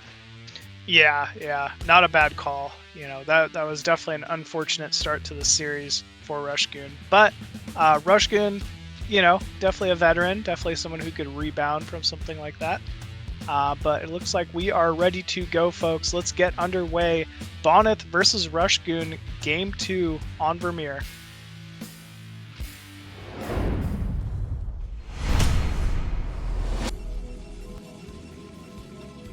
And spawning top left of Vermeer as the red Protoss from Poland, it is StarCraft Bonyth. And in the top right, our Chinese Terran, it is RushGoon. All right. So close positions. What do you think about this? I think on Vermeer, it's pretty much where you are matched up because there is that those high ground ramps in the middle that go up and down, so you can kind of set up either which way for these pushes.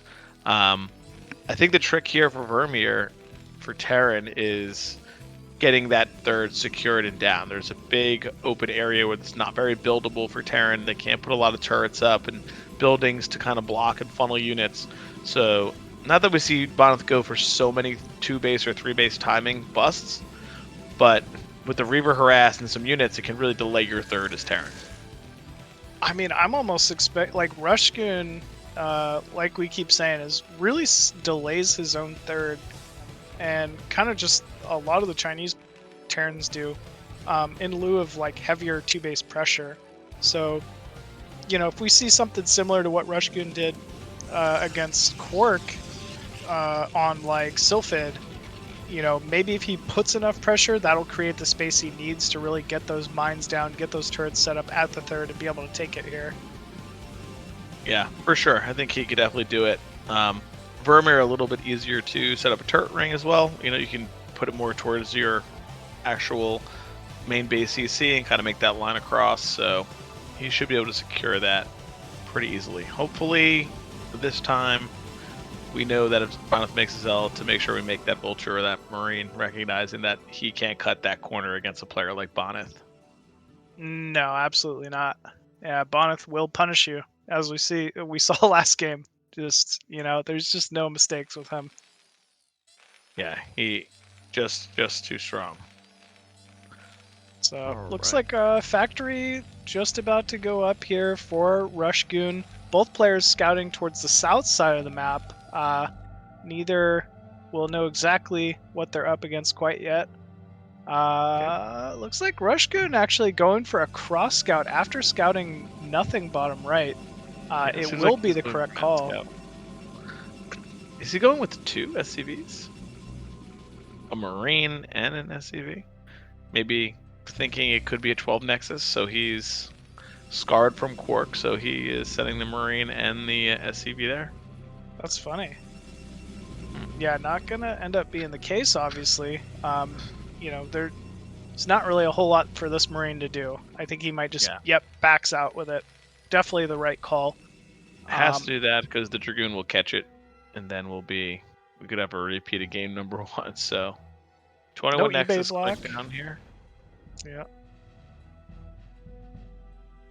But RushGoon's natural, pretty good timing as well. Not that far behind the Nexus, you know.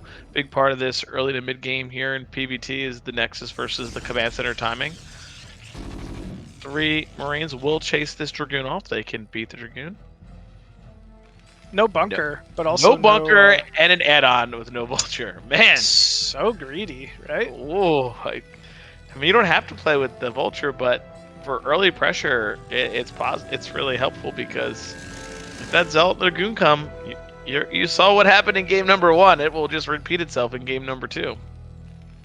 Yeah, maybe RushGoon getting a little fortunate there.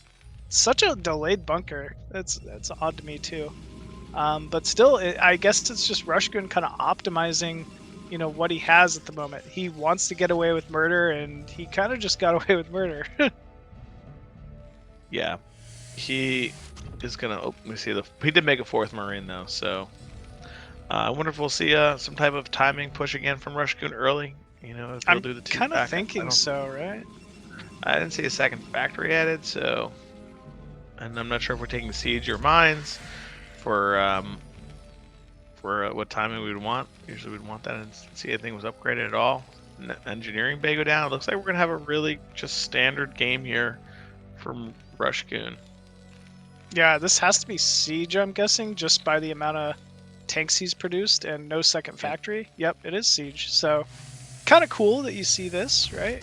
I feel like this is much less common nowadays, but it's just a very fine, like, super defensive way for Terran to open. It makes me think that we're going to be seeing RushGoon go for a much faster third, which is, you know, as we've been saying, not been the style of a lot of the Chinese Terrans. Yeah, turret's going down to be safe. Armory on the way. Should be adding a second gas soon then. Gonna want to try to hit those upgrade times as best as possible. Yeah, SCV count pretty good. 27 to the 33 probes of Bonyth here. Bonth's Dragoon count growing and growing. 5 so far. Yeah, working his way to that Robotech. I'm sure it's likely going to end up being a Reaver opener here out of Bonyth. Yeah, I wouldn't be surprised if he goes and drops his third base right now. Around 6:15 is like a very good third base timing here for Protoss after your Observer. So should be going to look to drop it down, and then probably we'll add a scouting Nice pylon. scouting. I love that. And then he'll probably want to drop the Robo after that.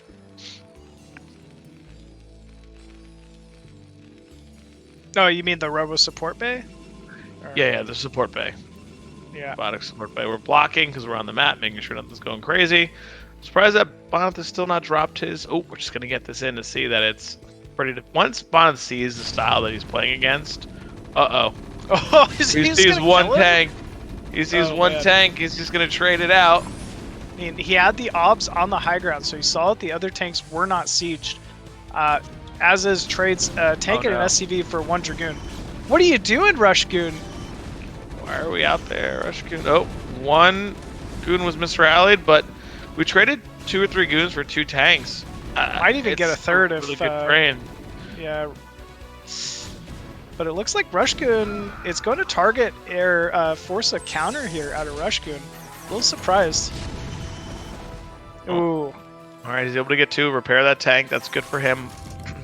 Really helps out with the trade because Bonth couldn't reinforce because he blocked his natural. But oh my goodness, there it is. The Stargate's down already.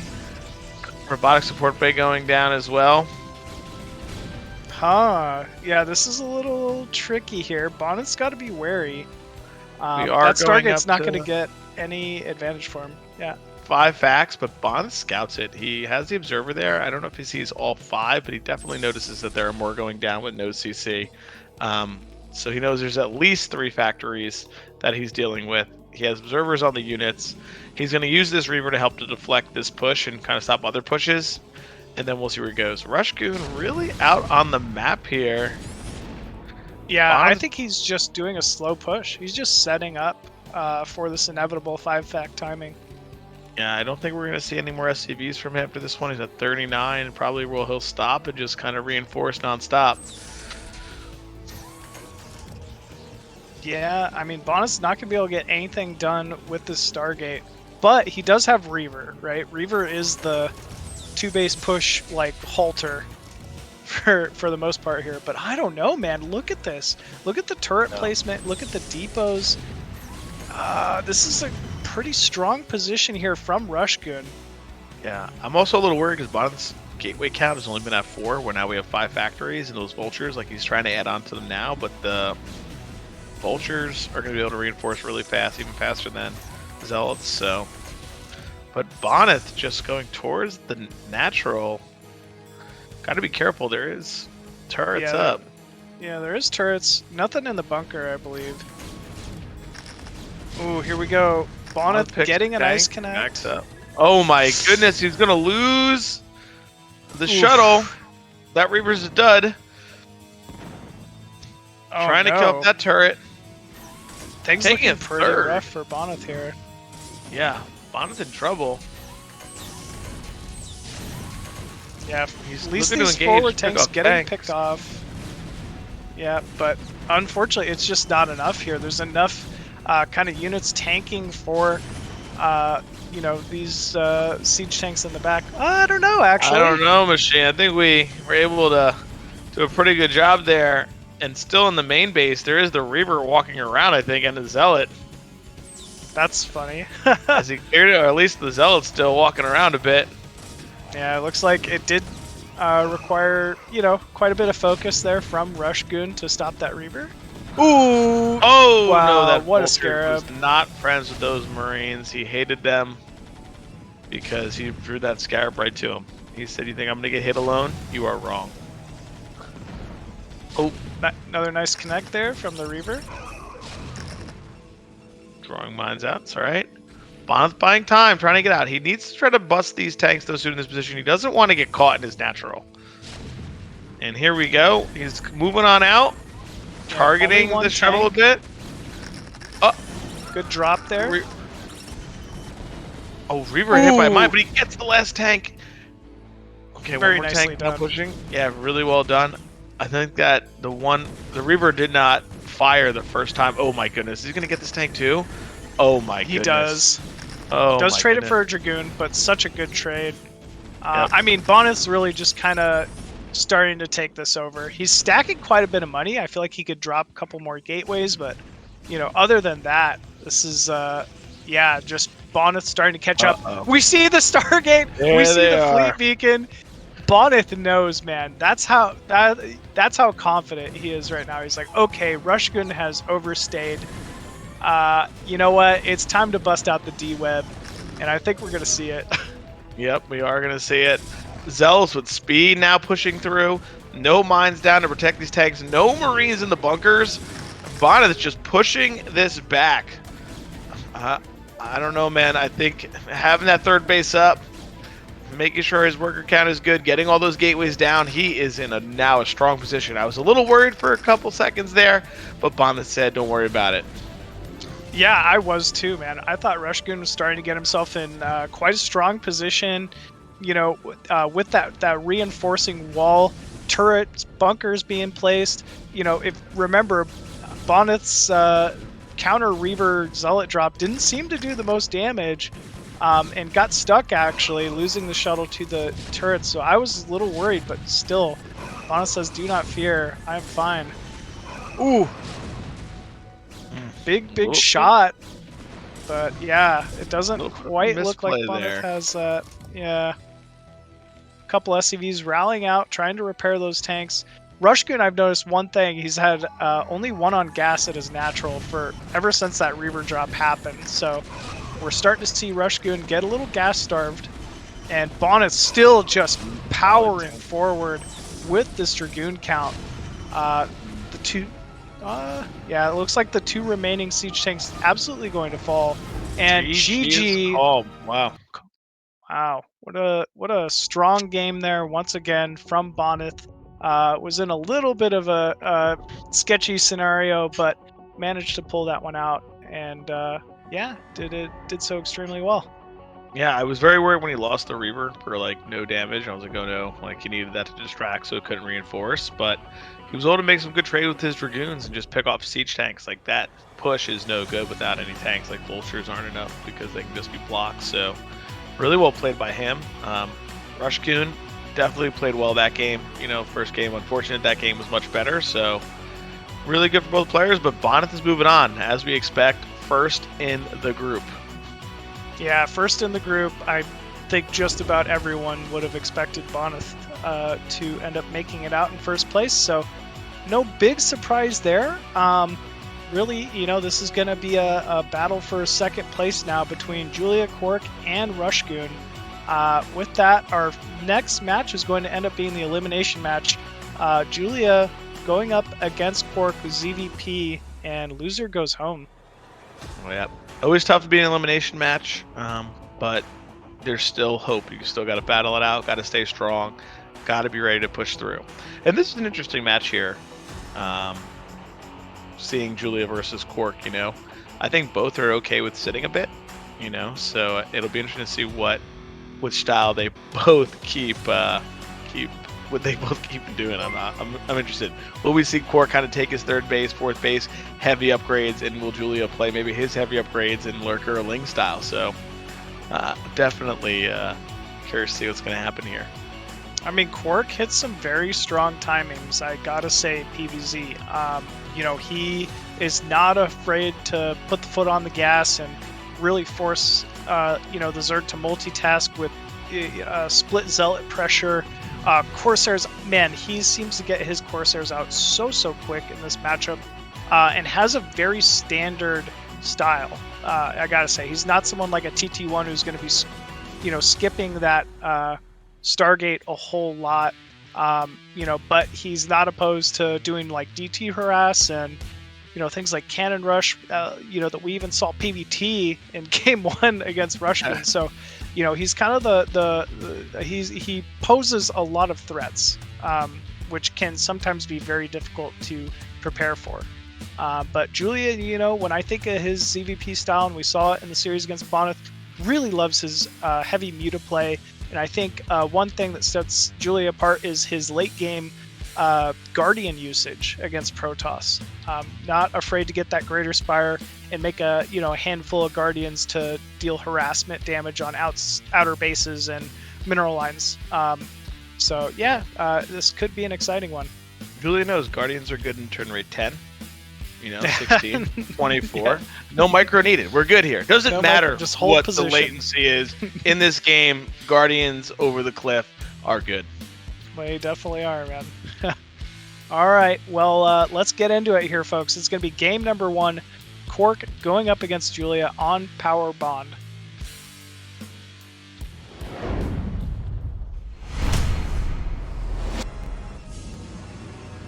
And spawning top right as the blue Protoss from the UK, it is KwarK. And in the bottom center position, it is Julia. So, I think this is a pretty interesting map for PvZ in terms of just where the bases are. Like I said for Terran before, like the third gas is a little bit further away. So the map can really... Oh, look at the Julia Stream Sniper tip $20. Thank you, Julia Stream Sniper. We appreciate you. Oh, man. But the third gas is a little bit further. Oh, baby. KwarK doing KwarK things. We're going to see a 10-12 here from KwarK. I like it, if not only just to throw Julia off, right? Julia is someone who likes to get a little aggro with early ling pressure. And honestly, if you open Overpool or even like especially 9-pool into a 2-gate main, it can be honestly a very difficult situation for the Zerg occasionally.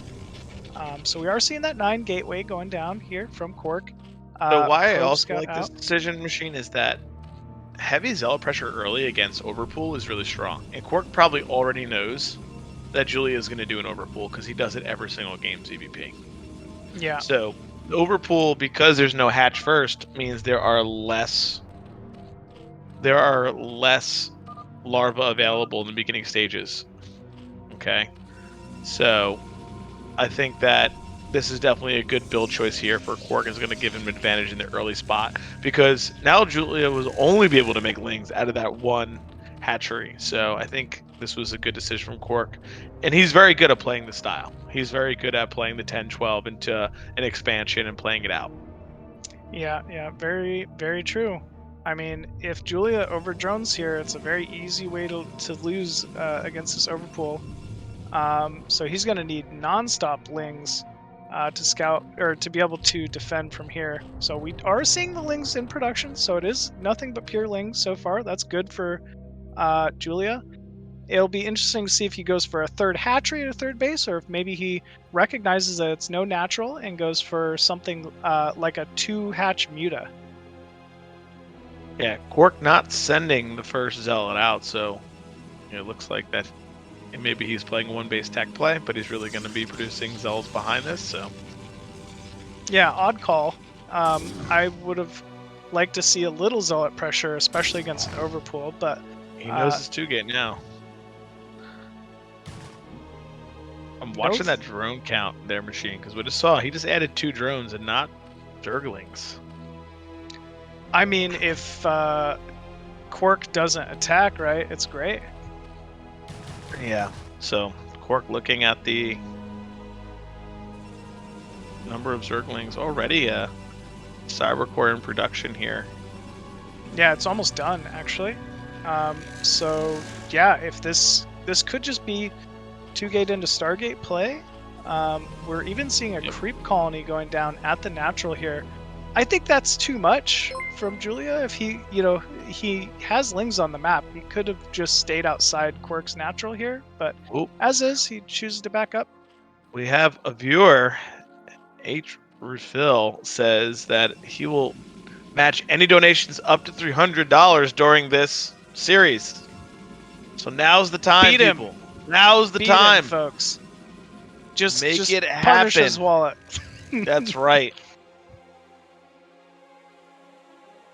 Third hatchery going down in the center of the map.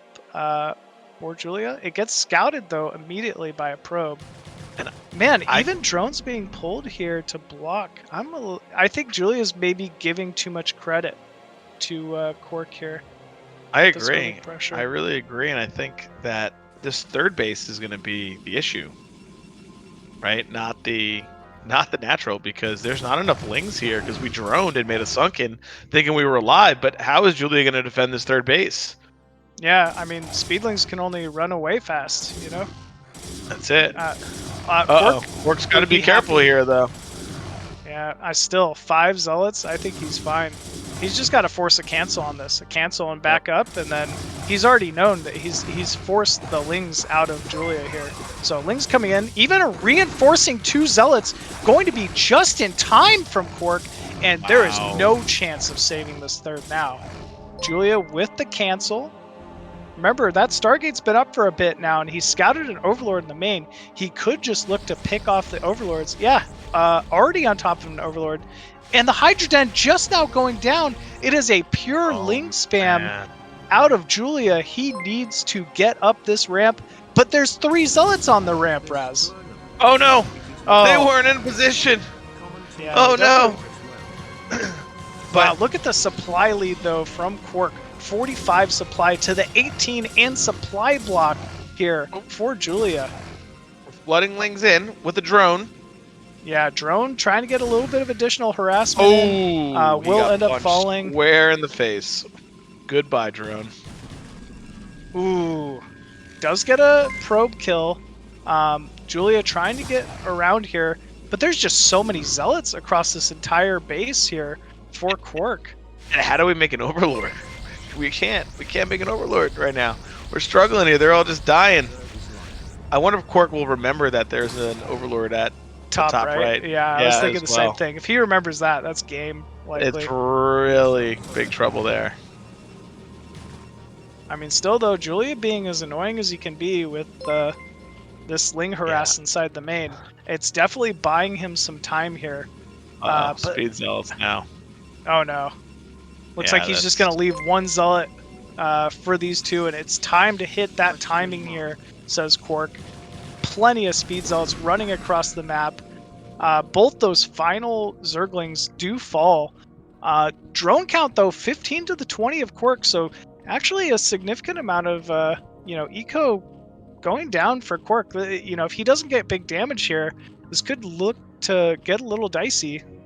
This is going to get tough here, because if he can get on top of the Hydra and bring the Sarah down at the same time, he should be able to pop Overlords and clear all the units. Oh, drones forced to be pulled, but unfortunately KwarK just with really good control, good focus firing. And yeah, he did remember that Overlord top right, so we're seeing a 17 of 18 supply here for Julia. More and more drones falling, 11 drones now to the 24 probes. And GG is called there. Wow. KwarK taking a very dominant game number 1. Yeah, really strong from KwarK. Really like his play. I think he planned it out perfectly, knowing that Julia is going to do the overpull on a 3-player map with not massive rush distances. He just played it out really well. So using that big brain play and making it happen. Yeah, that 10-12 gate ended up being a great call there. Almost like he, took a play out of the Bonth playbook there. Definitely something I would expect to see out of a Bonth. So KwarK once again just evolving, adjusting, planning, and was very prepared for that game number 1. Yeah, really well done. Really, really well done. So what do you think Julia will go with the next game? What do you think he'll make his map selection be now that he's got ZVP here? Does he go back to Circuit Breakers? Well, I mean, we know I think Circuit Breaker's definitely a good option. I wouldn't mind seeing something like a Sylphid as well. I think Sylphid is good for his style if he wants to get that early third gas. Go into his standard like Spire openers. Not a bad map for Spire openers. But yeah, we'll have to wait and see here. And it is going to be Vermeer. Also not a bad choice, right? So a little bit of adjustment from the previous series with Bonyth. Vermeer, every base has a gas, so he's not going to be forced to take that farther away third gas. You should just have one right around the corner no matter where you spawn. So not a bad map selection here from Julia, but also not a bad map from KwarK, right? This is a bigger 4-player map. KwarK's up 1-0. You know, I think he's got to be happy just you know, getting into any type of a game now, already being up 1-0. So likely to see a Forge Expo opener out of him is my guess on Vermeer. But yeah, also lends itself to the style that he likes too, right? He really likes to be able to take a third, fourth base, play into those upgrades, macro game like that. So Vermeer, you could definitely do that on. So I think it'll definitely be a solid game for both players here. I think we're going to see a little bit of a longer game. Yeah, I sure hope so. Honestly, I think a long game between these two would be what everybody in the chat wants to see here. That's right. Yeah, let's. Looks like our players are ready, folks. Let's jump into game number 2 here. KwarK going up against Julia on Vermeer.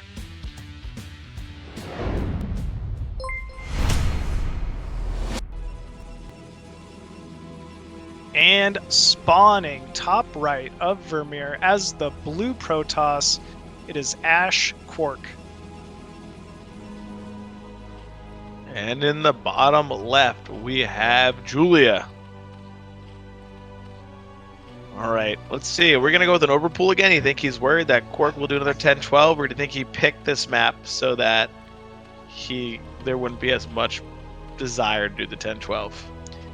I think he picked I think it's two things. I think he picked the map just so the desire for a 10-12 wouldn't likely be there as often, but also I think Julia's style, he likes to just overpool anyway. Overpool is a very middle of the road ZVP opener. It's kind of safe against everything, but you're not really able to do the most pressure, but you can kind of pressure with obviously your first 6-lings, clear bases, and stuff like that. But yeah, we are seeing a pylon in the main once again from KwarK here. Cross map though, I gotta say, I think if KwarK knew this was cross map, he would not be going for this build. Obviously, it just takes Zealots so long to move across the map. And yeah, this is going to be an overpool out of Julia once again. So, you know, minus base positionings, this is a mirror opener to last game. Yeah, I think it'll be interesting to see because last game KwarK didn't really pressure with the first couple Zealots. He went right into a quick tech. So will he just kind of go that route again and try to force you to struggle taking a third and play 1 base versus 2 base? You know, now that you say that, I think that's actually a pretty good call out because, you know, given that it is cross map, the likelihood for early pressure being able to do much damage is pretty low, so it wouldn't really affect his build much here. Yeah, so I'm really curious to see if that's part of his strategy, if he's just trying to really put Julia to the test of making just so many Zerglings. We do see this game, he starts right away again with the 6. He's going to get the last scout because it's cross map, so he doesn't know what build it is either. Exactly, and because it's cross map, you know, there's no Overlord that's going to get over there anytime soon. So he needs to purely rely on this drone scout. And yeah, we're already seeing the assimilator. This is exactly what KwarK did last game. Gonna really rush up, knowing the gas is not being taken because Julia doesn't really play the 2-hatch style. So he's like, all right, take a third base. I'll tech, kill some Overlords, produce Zealots, and push forward. So not too bad. Oh, Julia recognizing that it is, and he's going to take his third hatchery back at his natural, which I think is a very, very good decision. It is. It is the much-needed adjustment from what we saw last game. You really can't take a third hatch at a third base as Zerg, you know, versus this 2-gate opener. Yes, there's like, you know, if he didn't drone at all, yeah, you can, but that's obviously not the case. So we're not even seeing KwarK getting out on the map with too much pressure here yet. Julia, I would assume, likely just going to go for some type of 3-hatch into Hydra play. I think that's always a common counter to this in-base 2-gate tech style. Yeah, I agree. I think that's definitely one of the stronger plays here. KwarK hiding Zealots, not showing how many he has. Okay. I think this is going to be a tougher game for KwarK because the Hydra Den should go down pretty quickly, and once there's 3-edge Hydra, it becomes a little more difficult to kind of move out and make things happen. Yeah, it looks like we see the Hydra Den as part of the wall off at the natural here.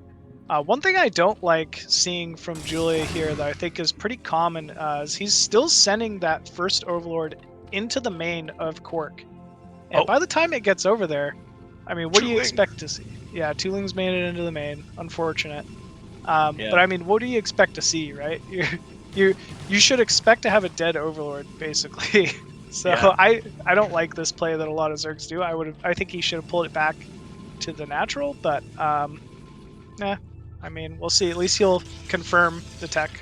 Yeah, I would say it's okay because if you don't know what's going on.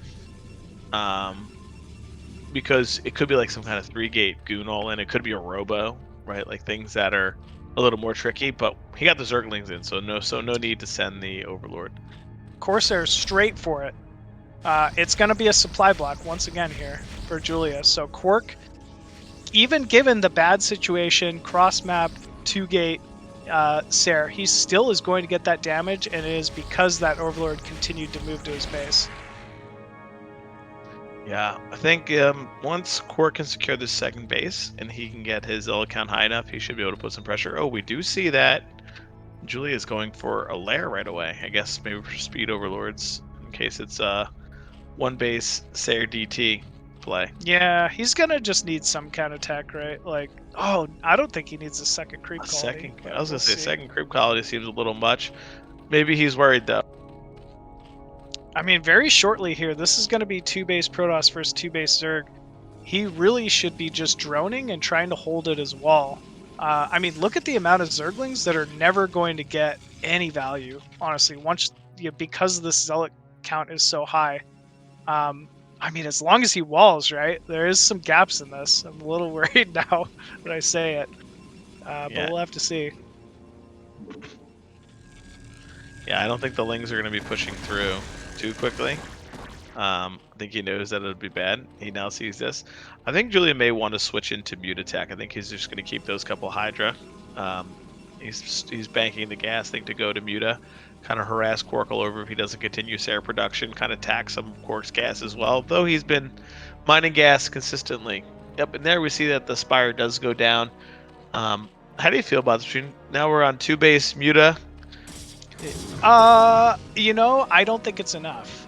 I think he maybe should have tried to take a third with Mass Hydra and delayed the tech, because he's basically trading a third base for tech here in Muta, and KwarK already has the tech that he needs to counter that tech, right? Like, he showed Corsair immediately. Man, Julia getting in with these Lings, though, already doing pretty significant amount of damage. Jeez. 3 or 4 probe kills already. Yeah, it looks to be KwarK with a big counter, though all of his Zealots steaming across the map, but this is a full wall off. I do not think he will be able to get much done here. He should start Ser production again once he sees that the Spire's going down. Yeah, I don't know if he recognized it. He might have thought that was a creep colony or something. But yeah, if probes to 32 drones too. Julia, very healthy economy when these mutas come out, and I think KwarK is in trouble here. He did not make any more Ser, and these muta are going to be popping in the next 30 seconds here. Oh, and his only Ser has 4 HP. Yeah, only Ser looking quite weak, I gotta say. Another Ling counter from Julia going into the natural as well. This could be devastating. Oh, looks like we do have a couple Templar. Well, Machine, we're going to see that clippable moment of you showing us what an Archon looks like chasing Muta right now. Or maybe not, just going to be Storm. There's Storm, but there's also no cannon at the natural mineral line. That is a little concerning here. And this is still a lot of Zealots out from KwarK. I mean, Julia can't be too crazy here. I think we're gonna see the game end here. Yeah, you could be right. These Muta could be exactly what we need here. Cannon being attacked inside the main here for KwarK. Muta flying directly on top of it. Probes are being forced to pull. We have an Archon morphing at the natural here. Another Templar trying to make it to that cannon at the natural as well will get picked off. And yeah, now we're just trying to micro this Archon, but Julia doing a great job just staying away. Ooh, big connect there. One Muta does fall. It's kind of going to be on KwarK here to try to get, you know, either another Archon or that Corsair count up, but there are still Scourge alive here for Julia as well. Now, the problem is the Archon, because he has been on that winter diet, cannot move around this Nexus well, and will never catch these Muta as they just go around in circles. Yeah, this Nexus definitely going to fall here. Still no third base from KwarK or Julia. But yeah, I don't know. That's significant damage in this matchup. You can't lose your main Nexus. Yeah, another Templar about to go down. Last Templar goes down. Ooh, Archon doesn't swing. Yeah, we do have a second Stargate, though. Maybe if KwarK is able to build that Corsair count back up, he might have a shot here. But has to desperately get that Nexus going inside the main once again. Yeah, and I think as long as Julie recognizes the situation, he literally should just produce Mass Hydra from this point. And if he can do that, he will be able to hold and not have an issue. He'll be able to more than hold. He should be able to pressure even. Oh, and it is that lurker style, so even better. There is no robo even close to underway here yet for KwarK, so this should just be a massive contain to follow up here from Julia. Yeah, and with no robo down, KwarK will not be able to move out for a long time. Corsair running into the natural here. I think we have a Templar as well. Maybe, I'm not sure if Storm is completed yet, but should be able to storm Need to be this. careful storming inside the probe line. So many probes falling though for KwarK. 25 workers for KwarK to the 38 of Julia. Yeah, and I think we're going to see, now that he went lurker, heavy rounds of drones here so that he can get up. I'm surprised he's not containing. Oh, more Muta being made. I'm surprised he's not containing at the natural. I think he's just going to start sending lurkers over once he realizes how far ahead he is. He's just kind of building from the outside in. But yeah, if he had a couple lurkers up front here, there we go. Yeah, first lurker going down, second lurker coming in as well. This is just going to be very difficult for KwarK from now on. That second Stargate that we made has to die because it's blocking the units from getting out. Yeah. Unfortunate. One of those moments you just need to put it down, you put it down, but third now it's gotta Evo go. underway here from Julia as well. Additional hatchery at 6 o'clock and taking his fourth.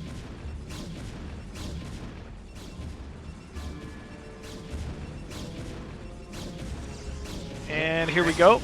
More Muta coming into the natural there. Ooh. Good quick storm though. But yeah, nice dodge from Julia. And every probe here is just exponentially hurting the economy of KwarK because he's already on low probe count. Overlord speed being researched. Triple Evo. Yeah, triple Evo, pretty strong in this matchup. Julie already has 50 drones, so his economy is feeling good. It is booming right now. Yeah, he's set. Oh, gonna be able to get a DT. Yeah, getting a little bit of harassment done over here. Yep. Everything counts right now for KwarK. Every kill that he gets like this is key. Yeah, it really is. Oh, Muta's still trying to get some big damage done. We do finally have Corsair count fairly high. Archon, Storm. So I think it's finally in a position where the Muta aren't the big threat. It's going to be breaking this contain with these lurkers and obviously the following Hydra as well. Yeah, 7 kills for this Templar. Well done. I don't think... Oh, Julia does realize the DT's there now, though. So that DT will fall, but yeah, picks up quite a few kills first. All right. KwarK observers on the field now, so now it's ready to maybe try to bust.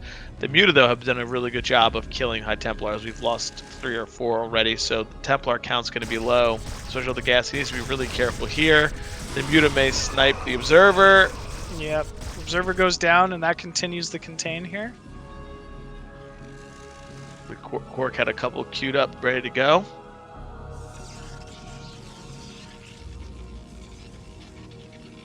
I think Julia could just reinforce this point. I know he's not, but, you know, if he just continued rallying all of his Hydras and Lurkers over here, I don't think KwarK ever makes it out. But as is, you know, if he doesn't reinforce this, KwarK will break out, and maybe there's a chance to play back into this by taking a 3rd and a 4th base. Absolutely. If he can get a 3rd and 4th base secured somehow because the contain is not good, and Julia's got to attack into him, that's always what a Protoss would like to happen. Yeah, I think that's really going to end up being KwarK's best bet at getting back into this one. We're seeing the supply at 134 for Julia to the 102 of KwarK, so anytime Protoss is at a supply deficit, you know, things are not going well. He's going to really need to just kind of sit back and build on his economy to get back in this one. Another Observer going down there for KwarK, so... with that, there is finally another follow-up Observer. I think KwarK should be able to break out here.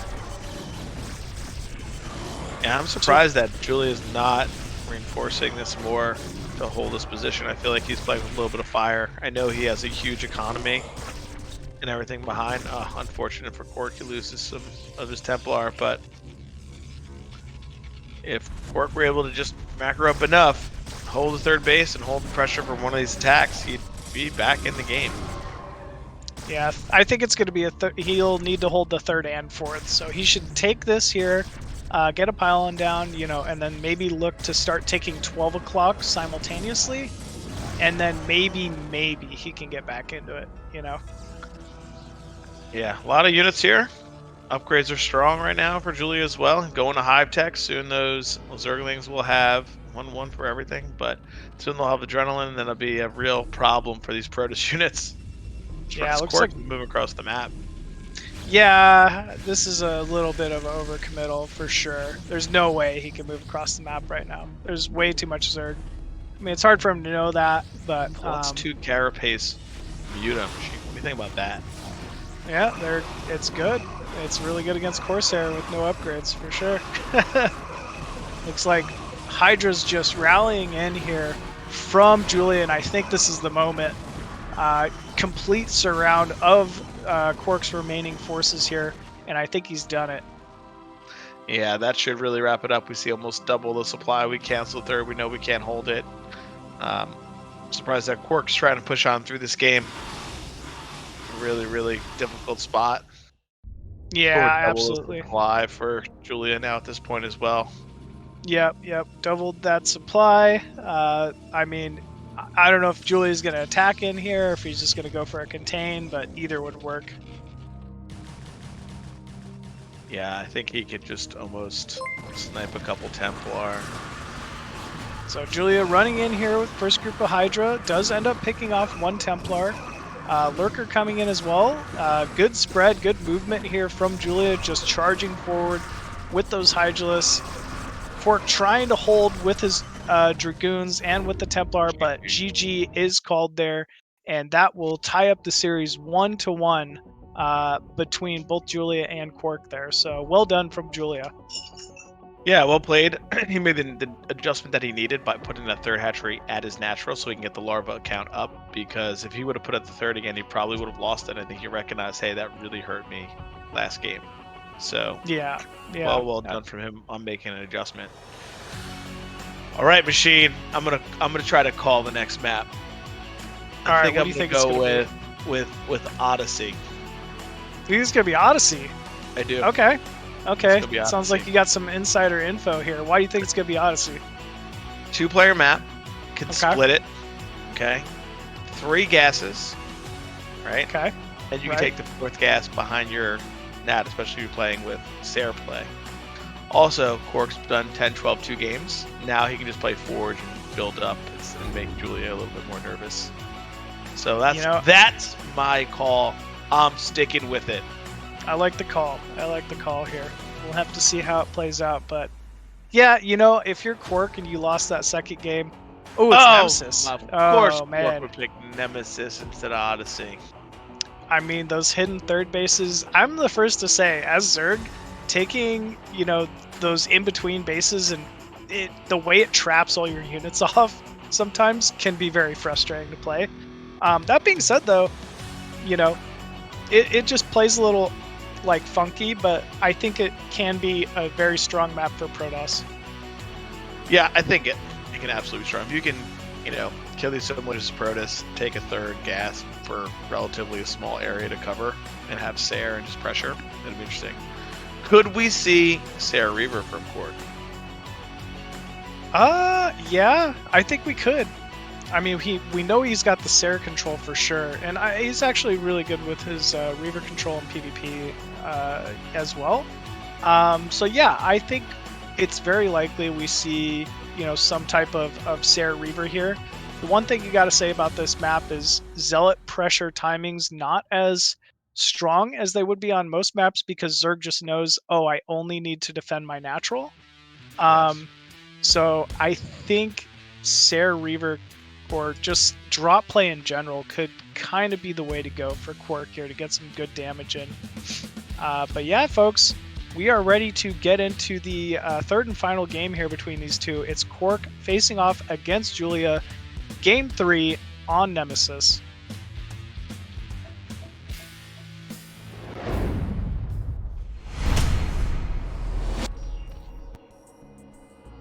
And spawning bottom left of Nemesis as the red Zerg from Poland, it is Julia. And in the bottom right, the big brain Protoss, it is KwarK.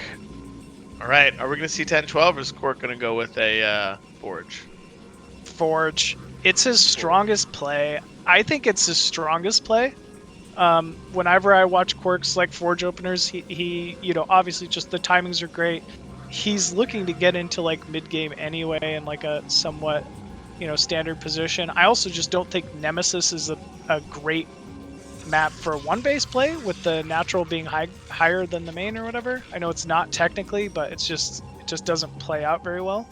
So yeah, we are seeing that pylon go down at the natural, whether it's a 2-gate or a 1-gate. I guess we're still to see. Or even Forge, but yeah. Usually when you don't scout, it's it can be a gateway, but there is another build that's really good against the overpool machine, and that's next first. No, he's not gonna do that, is he? 11-11 or 12-12-12, all possibilities against it. Oh, KwarK, you let me down. Wrong map pick. Ugh. I think this is fine. I think Forge versus Overpool, I would still take this every time. I know a lot of Zergs like going Overpool into Forge. From here, absolutely, Julia will have no problem getting fast lair, 3 bases. There's no chance of a cannon rush or something. So I think he's fine with this build. But same for KwarK, right? He's just going to get his Nexus down. He's going to get a cannon down. He's going to start that tech.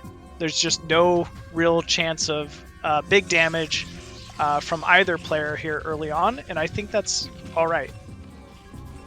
Yeah, I do like the little bit of abuse of Nexus first because of the overpool, but I think you're right, it's totally fine too. The eco advantage there. The probe did get the first shot on that drone, so the drone will have to retreat.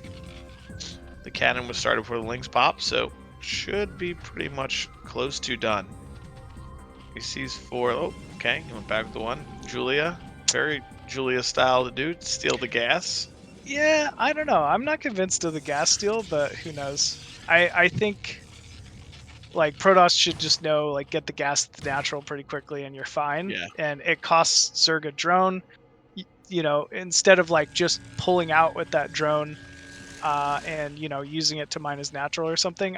I'm personally not a big fan, but we'll have to see. Second cannon down as well. Second cannon. What do you think of the second cannon? I think he may need it if he doesn't want. Well, he's pulling probes and the second cannon. He might need actually the probes to be pulled. There is a big opening here. And Julia did make 6 lings, so he probably will look. He may look for the run by, but I think pulling 5 probes is a lot. Yeah, I think it's a little too much at this point. Definitely hurts him to pull that many. So, but he is gonna see. No, this is the 6th ling from the other 5. So another red HP probe, trying to get in here to scout this natural, scout inside the main. 2 cannons from KwarK, so he's just saying, you know what, let's just not even mess around with this. Like, I'm going to be safe no matter what. Julia going for a run by. Ooh, does lose a couple lings, so yeah, 2 cannons will do that. Core is down.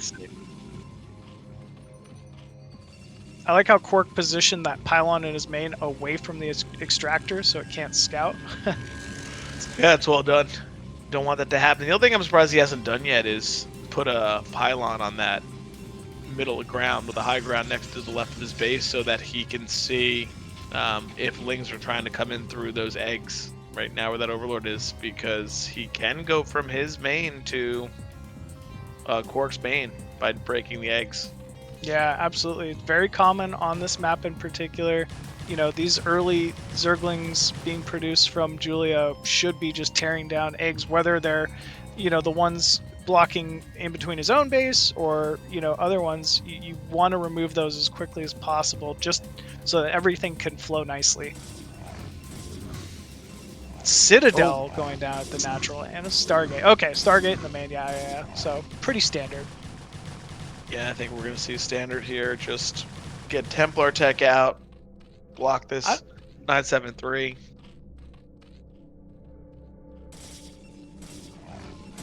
Yeah, only 2 cannons. KwarK not really been able to get much scouting done.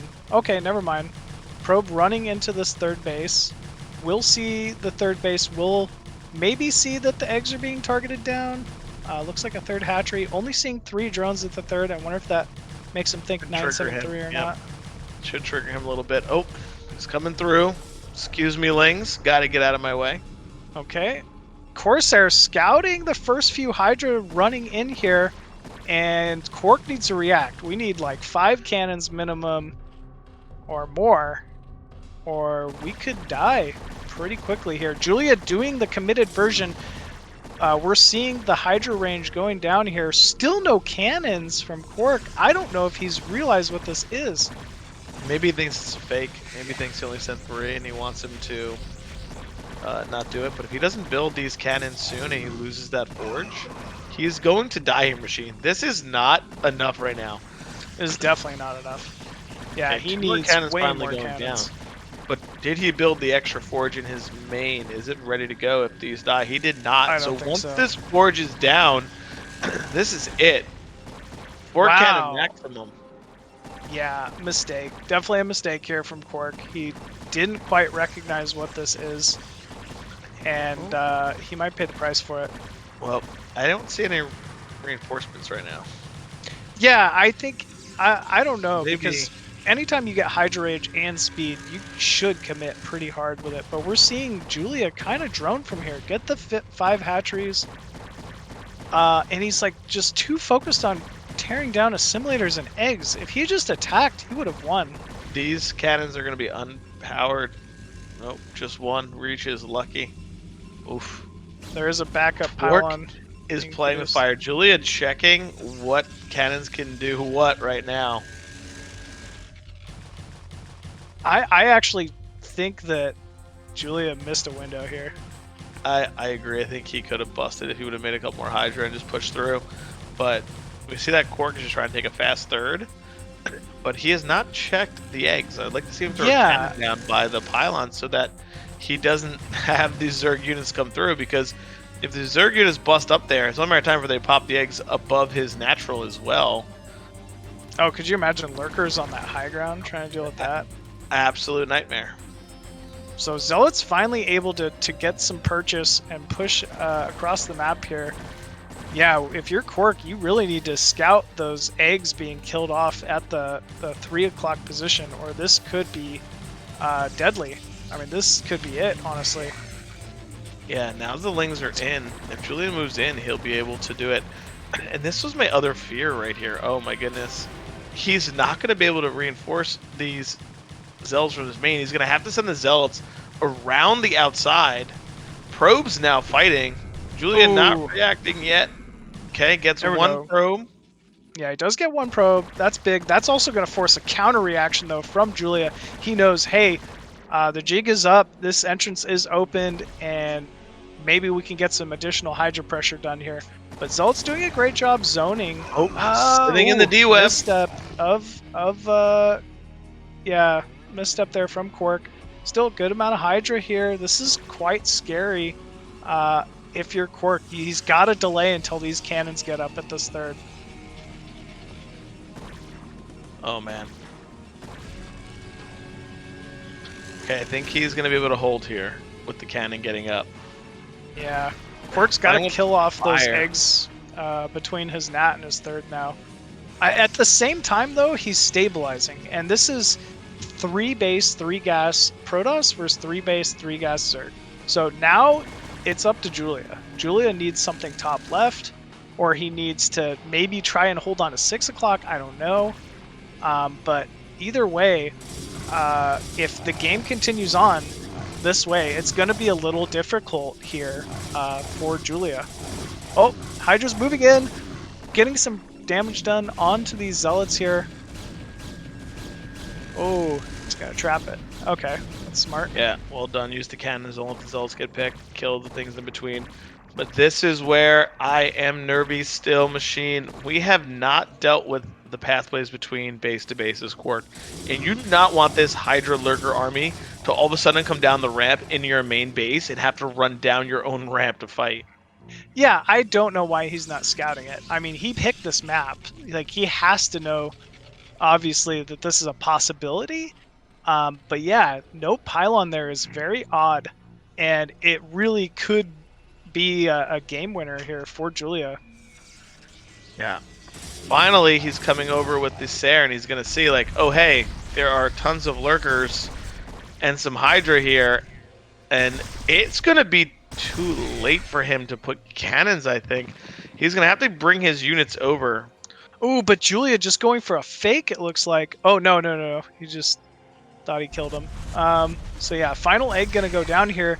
And then Julia is going to try to march into this main. There's nothing set up. I don't think there's Observer. You know, there's 1 Templar, 1 Dragoon, 1 Zealot. Are there observers? Is there a Robo? There is a Robo. Okay. There is a Robo. I'm not seeing the observatory though. Just going down.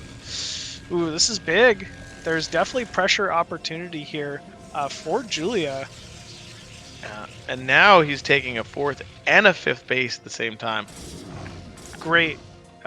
You know, this is really what he should be doing. Ooh, drop going off mid-right as well. At least, I mean, there are some trap Zealots here from KwarK. But yeah, a Lurker drop on this high ground could be devastating. Oh boy. Lurker going down in that mineral line of KwarK. Immediate reaction. Good storm. Good reaction. Good storm. And now more Lurkers dropping mid-right as well. There is a cannon kind of in position here. And remember, we got Corsairs as well. So if these Corsairs dive onto these Overlords, this could be a little scary here for Julia. And yeah, it looks like all of the Overlords going to fall. Great hold here from KwarK. Now, this is the difficult position all of a sudden for Julia in terms of losing all those units, losing those Overlords, and KwarK being on 3 gases. I know he's taking a 4th and 5th base, but 3 gas Protoss can get very scary. Yeah, I mean, we're seeing it in the supply, right? 143 to the 89 of Julia here. Julia forced to back up with these Lurkers. I wonder if he'll try to kill off those assimilators even. Yeah, and it looks like he's going to. Just happy with taking the 4th and 5th base, which I think is a great, you know, position to be in, honestly. Yeah, he's going to have to play defensive now, I think, after losing all those Overlords and those units. Oh, man. Whoa. Did Julia forget to kill off this assimilator now? Yeah, this is maybe the timing that KwarK was looking for here. Dragoon's focusing down that final egg. Ob's in position here. But yeah, Zealots are going to be allowed to get on top of these Hydras. They do kill off the one assimilator. So that might actually prevent the Dragoons from running through here. Still, good damage being dealt here. Oh no, no more Observer. So the final Lurkers should be able to hold this 6 o'clock location. Yeah, and Dragoons won't be able to go through, just the Zealots, until the other simulators killed. But we see Julia floating a ton of money right now. Supply blocked again from those Sair, so he's trying those Sair are really doing good work here. They've gotten a lot of Overlords. Alright, does scout that mid left is completely blocked off. Oh, if he scouted top left right now, that would be, I mean, huge for him. I don't think that Julia could stop a timing top left, but it looks like he wants to move into the natural here. No Lurkers completed yet. Whoa, maybe a little bit of a misstep here from Julia, getting caught off guard here. Oh, he will storm the eggs. So eggs taking some massive damage here. Yeah, if he gets one more storm on those, doesn't quite do it though, so a little bit of a waste of a storm there. But KwarK starting to kind of barrel in here. Final Lurkers do fall, but actually 5 more do finish at the natural here, and I think this is what Julia needs to hold. Yeah, I think he's going to be fine here now that he has those Lurkers there. Ling's popping. KwarK may just sit here, storm, and try to kill a hatch or something, but it looks like he's getting free Lurkers out. Yeah, I don't think pushing out was ever in the cards, but he definitely could hold. As is, now I'm a little worried for Julia. Okay, yeah, 2 Sunkets, 2 Lurkers. I mean, it's pretty tough. So I think this is fine. KwarK's good to just kind of sit here and pick off free units. But yeah, definitely can't push any further. Another OBS going down there, though, for KwarK. And really, this is buying time for top left to get up. So this is not bad for Julia either. Yeah, top right is being taken here by KwarK, so he's trying to expand that 4th base as well right now, which he will need as this game drags on. But this is a lot of pressure here from KwarK sitting out front, and Julia's wasting a lot of units just trying to hold. Almost double the supply count now for KwarK. Yeah, it feels like KwarK's just being a little more efficient with his units than Julia. Still, though, Julia's got the bank and KwarK does not. So that 4th and 5th base of Julia is starting to really kick in here. But oh wow, is that gonna be a snipe on the Evo chamber? That could slow down some upgrades here. That could be good here for KwarK. 2-1 out of KwarK right now. Didn't see his forge spinning. Maybe That a one is little bit of an 3. overstay here from KwarK. Yeah, I mean, he's forcing out a lot of Sunkets, killing a lot of units and trading, but if he were to take full map control and kill top left, then he could just kind of maneuver his army back and forth and hold. Yeah, it looks like that's going to be the decision. KwarK going to finally back off here. We're not seeing any Archons in the comps quite yet. I'd like to see more Archon, but maybe that's just a map-specific thing because he's forced to constantly push into these chokes here, so I'm not sure. But top right, going up now for KwarK, and that's a big play. I mean, if KwarK is even able to split this map, it could be pretty strong here for him. Yeah, and we see now that KwarK is going for top left. Julia will not recognize it until the units are here. Defiler, though, already through that Nidus. It looks like we have some Lings and drones going through as well. Ooh, very nice storm going down on the Defiler, and the Defiler falls, but still remember, we got the Cheeto dust, so these Dragoons not going to be super effective under that Dark Swarm, and this might buy him more time to get additional Defilers through the Nidus. Yeah, he needs to just keep storming the Lurkers that are under there and clearing units. Niduses are a great machine, but you got to be careful as Zerg. Ooh, very nice targeting. You got to be careful as Zerg not to keep putting your units through it as the storm is coming, because then they just keep dying as they pop out. You know, that was an early swarm too, so I think it's just about up. Yep, No more swarm here, and look at the Dragoon count for KwarK. I think if he just A-moves this, he's got this base done. Yep, I agree with you. He's pushing in here, and if he kills this base, he is going to take an immediate leave. Another Nidus in the back there. Is it almost done? Almost able to be at his natural, though. But the Goons and the Zealots are pushing in. Yeah, Goons and Zealots pushing in. Looks like the Nidus might barely get up in time, but Julia does not have the units added to transfer. Looks like he's going for a counter drop timing of his own, but KwarK is prepared. Yeah, he's looking for a little counterattack here in the middle, but KwarK's army is there. The other half of it is there. Doing well. We see a drop. Oh, doesn't make it. Lurker going down. Defiler trying to get some harassment done mid-right. Oh, unfortunately, Defiler that's down. gonna fall as Overlord well. down. Ooh, nice Lurker drop timing, though, on the ramp. I like that positioning, though, from Julia. Get some big probe kills. But yeah, is it enough? I don't know. Yeah, I don't know. And now we have 4-base Protoss versus 4-base Zerg Machine.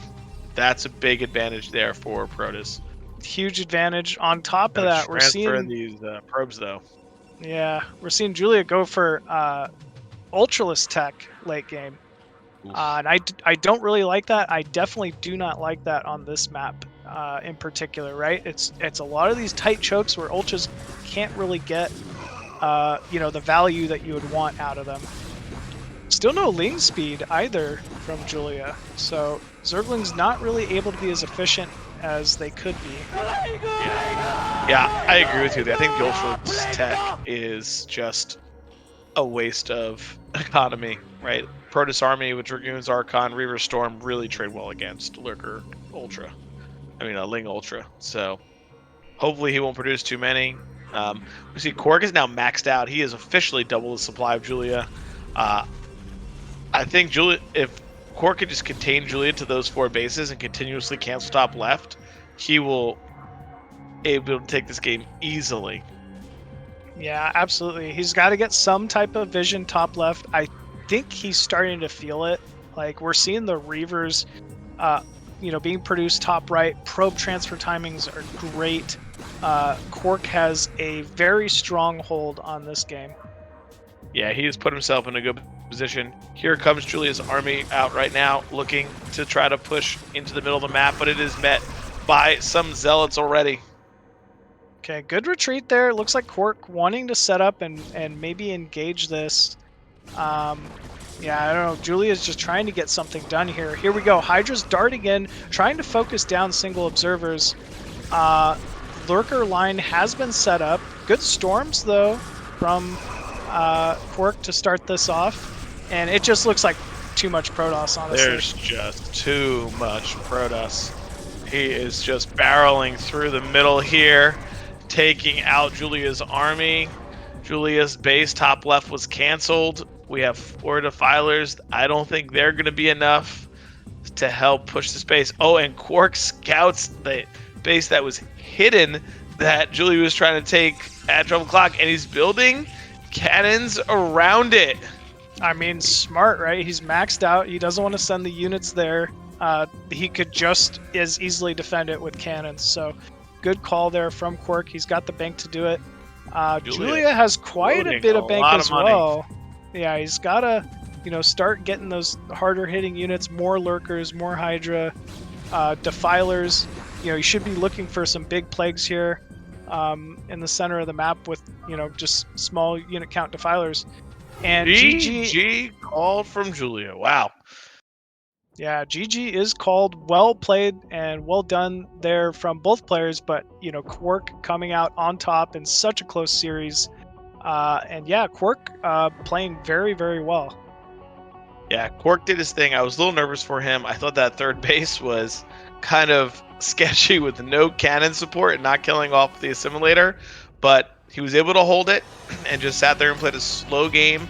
I think the turning point was that failed drop and backstab from the bottom of the base. I think that really hurt Julia a lot. That kind of ruined his map presence and allowed KwarK to kind of freely push out and get himself going there. So, well, remember the 973 that wasn't a 973 either. Oh, yeah, Julia definitely had a strong start and could have most likely broken, KwarK's natural, but just opted to not go for the timing. So, so it goes. That's how StarCraft goes sometimes. But with that, KwarK going to be moving on to our final match here to once again face off against the Chinese Terran RushGoon. So, should be pretty exciting. RushGoon's like, oh, is this guy gonna cannon rush me again? Like, what's going on here? This is wild. Yeah, it could be, man. I mean, I think that's one of those builds you only bust out once, but I guess we'll have to wait and see here. You never know. You never know. Yep. Oh man, I think it's always tough playing the same player again because you already have some history now. It's like, like same match a couple hours later. I think it's always difficult, but RushGoon seemed to be up again for the challenge, and I think we're gonna see a tight series here again. Yeah, it very much could be that. I think we're good to keep it on. Yep. Yeah. But yeah, it should be a pretty tight game. I feel like KwarK even had an even better chance of winning that game 2 than he did game 1. And it's probably more gives of him his a little style. confidence. Yeah, I would think so. If I was KwarK after that last game, I would still be feeling pretty confident. It's, once again, his matchup, right? Like, KwarK is so good at PvT specifically. He tells everybody, it's his best matchup. And, yeah, we're going to be starting off on Nemesis as well. What do you think of Nemesis for PvT? No, I think it's good for like early pressure, especially with the reverse ramp that's really just a flat ground. I think that's great. I think it's a little bit easier to hold some of the vulture pressure if you kill off the assimilators, but drop play can be really tough to deal with sometimes as Protoss here because like vultures can get put everywhere. It is an open middle of the map, so that helps, but need to kill the assimilators on the outsides. Cannot allow Terran to push through those, push towards your base. Got to take care of that stuff. Yeah, you're saying like once you secure that third, it's super important, which I totally understand. Also, Terran love maps where they get free thirds, right? So not really a bad map for Terran if they're looking to just expand early on. So yeah, I'm real excited to get this one started here. Looks like our players are set and ready to go, folks. Let's jump into match number 1. KwarK versus RushGoon PvT on Nemesis.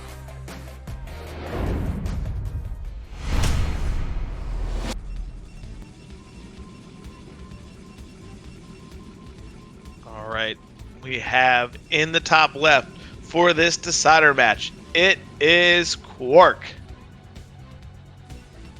And in the top right, playing yet another TVP today, fresh off the loss to Bonth, it is RushGoon.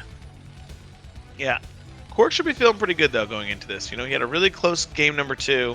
I think he'll believe in himself that he can take these games off RushGoon. So I'm sure he'll be feeling good. And it seems like he likes this map because he chose it last time. I think most people veto this map on ladder, so maybe we'll have a small advantage there as well. Yeah, definitely someone who's practiced on all the maps, right? Like KwarK is very open. He's always comes in with a plan. So I'm sure he's got something planned for us here on this map for sure.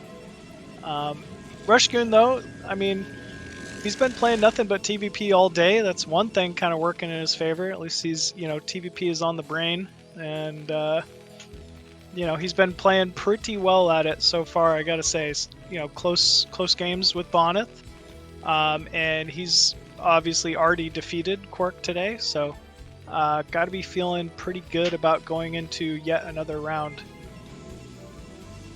Yeah. Oh man, Mr. Rayfill was true to his word. He matched the donations. We really appreciate your support, man. Thank you so much. Yeah, thank you so much, man. That means a lot to us here at the BSL. Alrighty. RushGoon going down. Will he see what end scout again, or will he just do standing around the map? Yeah, he did end scout, and it ended up being the right call last game. I wonder if maybe he'll make the same deduction here. Yeah, let's see. KwarK seems to be playing just very standard. No late scout. I wonder if we'll see a 19 Nexus from him. We actually might. We have 2 probes on gas only, so he may go for a really early first Nexus. Not a bad call, right? I mean, KwarK macros fairly well with his build orders. You know, it would definitely be his style to try to take advantage with a quicker Nexus in general. And we have the Marine and SCV moving out once again here. Looks like they're going top left, and it's going to be the right call. No Zealot this time. Likely expecting a 12 next, right? Yeah, so we saw the +1 weapons from KwarK, and that is just a smoke and mirrors type of... Oh no. If RushGoon gets the eBay down, absolute tragedy for KwarK here, because he wants to play this early Nexus. Already see that it's delayed it a bunch. Oh, he even builds a pylon because it's so delayed. Oh man, RushGoon doesn't like to throw down that eBay. I'm surprised. Really would have hurt his build. Yeah, So, it really would have. Maybe he's just like used to playing Protoss to go 2-gate openers a lot or something, but yeah, I don't know. So this is interesting. So you saw KwarK do the +1 air weapons and then cancel it. That's because of this exact reason. If the Terran notices that that's what you're doing, they can push across at an earlier timing and hit you before you get range and have enough goons. So you see he continued Marine production. He's going to make the tank. Could be siege, most likely mines, and he's going to push across like 3 SCVs, 7-8 Marines, and a tank and some bolt, and he's just going to try to run him over. Wait, is there no mineral on that side in the main? You can't go in that way? Oh, shoot. No, got to jump it. Gotcha. If he builds the depot and cancels it when it goes through the simulator, he can get in. Or does something crazy. But what if you just press your face up against the assimilator? Absolutely works. Also available. That's part of that no science thing that you talked about before. Oh man, mine's being researched here from RushGoon. Looks like I was wondering if that SCV was in time to take a natural command center. I'm worried for KwarK. We went Robo first too. Robo first versus heavy pressure early. Gonna be difficult. The gateways are not done. The Vulture should be following up. If he had a battery, maybe. But battery would be good. He doesn't even know it's coming, so it's going to be at his natural when he first sees it. Going to be a tight here. I mean, can he target down a micro against the Marines? Now remember, goons with no range have the same actual range as Marines. So and here we go. We're pulling the probes. Can we get a good surround? Good surround here by KwarK though with these probes. Yeah, not bad. They're getting a lot of tickle damage against those Marines. Oh no, that was terrible. Oh man, what a painful mine. Still alive. Hitting all 3 goons for the most part, taking out quite a few probes, and KwarK is on the back foot here. And the damage is done now, right? Machine, all those probes have now died. 25 SCVs to 19 probes. Yeah, you're never coming out ahead after that one. Oh no. Oh no. I see these probe lines go through the Dragoons, and my heart stops every time for these Protoss users, you know? Yeah. Look at RushGoon, just how aggro he is with this tank that's just full HP. So he knows he can get away with it here. Even if he just gets the free pylon at the natural, it's big. Oh, this Vulture in position to maybe pick off some additional probes as well. Okay, KwarK pulls that one back, does a good job. Okay, the observer's out, so RushGoon will immediately run away. Now RushGoon needs, all right, he already has siege. So if he didn't have siege, life could be a little difficult, but he can block and he can make sure he survives. KwarK on 3-gate production, so he'll be able to stop any more pressure. But he's really got to focus now on just getting his probe count back up and trying to take a third. Yeah, he's really struggling in that probe department. Down 5 workers, actually, 6 workers now.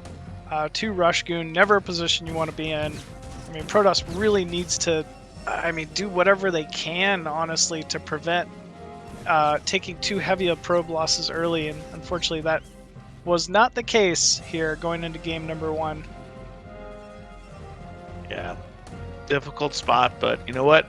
He played well in the one game, and right away, 3-fac this time, not a 4-fac, so we're going to see some 3-fac pressure, I guess, into a 3rd CC. We saw that RushGoon is already starting to kill off these eggs. Killed off 1, looking to probably do the second one as soon as possible. Yeah, I don't know about this third base from KwarK, right? He knows he took some pretty serious damage early on. You gotta expect the aggro two base TVP style of RushGoon, and I just don't know if he's gonna get any kind of advantage with this third base. He's gotta expect a big tank timing once again. Yeah, I think one of the things that I would worry about is I would probably kill the assimilators in my main over here, because if it's a timing push and he comes from the vertical or the horizontal spots, I don't know how you stop this Protoss to fight through that way. Yeah, I really don't know either. At least get a pylon on it early on so that you give yourself a little bit of time to react. And yeah, once again, RushGoon's just, he's already out on the map, man. Like, oh, did you move 4 of your units? I'm attacking. Yeah. I'm ready. It's really what it feels like, honestly. Just anything happens, oh, I could kill him now, you know? Alright, let's go, boys. Roll across the map. It's like he is rallying up there. 4th fact has been added, and yeah, it's go time, he says. And I mean, what an unopportune time for KwarK here. He's scouted that 3rd Nexus timing. I don't even know if he can move probes to it because it's just so vulnerable, right? Eggs have been cleared. And now KwarK's just in this awkward position where he's got to make as many units as he can to try to stop this timing, but I mean, it's so many tanks, and he's getting no value from a 3rd base. Yeah, his gateway count is not up yet, so we have 4 factories versus 3 gateways. But RushGoon kind of slow on the unsiege. I thought he'd unsiege and come, or at least unsiege 2 or 3 tanks, start hopping them up, because the more time that KwarK can stall, the better off he's going to be. Yeah, he wants to do whatever he can to delay here. Still, those 2 vultures in that 3rd base. Waiting. That is unfortunate. Yeah. Maybe if KwarK gets a shuttle and can drop some more zealots on top of the tank line, you know, that would be good. But as is, this is going to be a tough timing to hold here. We see RushGoon now unsieging it, ready to go forward. I don't know if that's the most opportune time he set up. And is he just going to try to take a 3rd? Is this what we were talking about? Is this what you were talking about? He's going to try to push into the main here? It kind of looks like it. What I'm worried about. You got a big, fat Dragoon army. Gonna try to fight. Oh no, maybe not. He just killed it. Now he's going this way. I don't know why he should just clump all of his units on top of mine so that one zealot drop would kill it. I think that's the way to go. Oh man, nothing would make the Protoss user happier than to see a zealot go on those mines. Now I believe these are not real high grounds. So yeah, I've heard that. So they're just the tile set and stuff. Once again, RushGoon just throwing his kind of vultures into the mix here, but these dragoons are so clumped together for the tank shots here. Yeah, those vultures and the mines were tanking so well, and now it's basically down to dragoons versus siege tanks. Never really where you want to be if you're Protoss. KwarK was able to finally establish that 3rd and start mining it a bit, so you know, maybe if he hangs on here, the eco will be in his favor. Here we go. Shuttle with 4 zealots dropping right on top of the center of these siege tanks, forcing that on siege, and he is able to get on top of some of the most forward tanks here. Still 4 tanks remaining. Vulture and Goliath also doing a great job targeting down the remaining dragoons. And I mean, once you establish a contain at this natural TVP, it is so difficult for Protoss to break. Yeah, I don't know how he gets out of here. He just needs to continuously lay mines. We see him adding a 5th factory. So Machine, he's committing to this. This is it for him. RushGoon wants to end the game here. Yeah, he might just be able to do so. I know you're shocked by his aggressive play again that we weren't expecting, but he's going for it. He really does, man. I mean, it's got to just be so awkward because a lot of the other foreign Terrans don't play so aggro. Maybe like Terror, you know? But man, it's he's just doing it so well. And there it is, GG. Wow. Yeah, GG called from KwarK there. You know, really good start, I'd say, for RushGoon with that early pressure. Was able to kill off quite a few probes at KwarK's natural, and KwarK doing what he could to rebound there. Got the shuttle, got the Zealot bombs going, but fortunately it was just a little too much rush from RushGoon. Oh man, rushed all those goons right into KwarK space, blew them up. Not messing around. I mean, it's amazing to see this kind of pressure, right? Because I feel like, especially in the foreign scene, we're so set to see Terrans sit TVP, try to get to 3-2, but the Chinese Terran don't believe in that meta. It seems like they believe it's time to go. Like, with pressure, we're going to get after it. So it's nice to see a different kind of style in these TVP matchups. Yeah, like in a pretty successful style, Obviously, RushGoon did drop to Bonth, but so would just about every other Terran out there, So Yeah.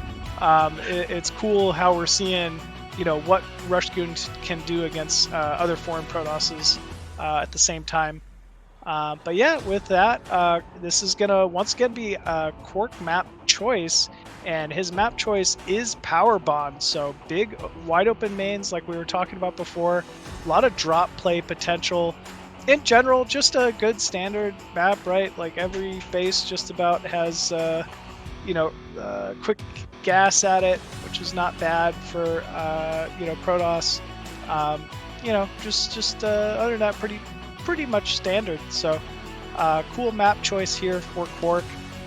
And with that, we are ready to get set here, folks. This is going to be game number 2. KwarK facing off against RushGoon on Power Bond. And let's jump into the match.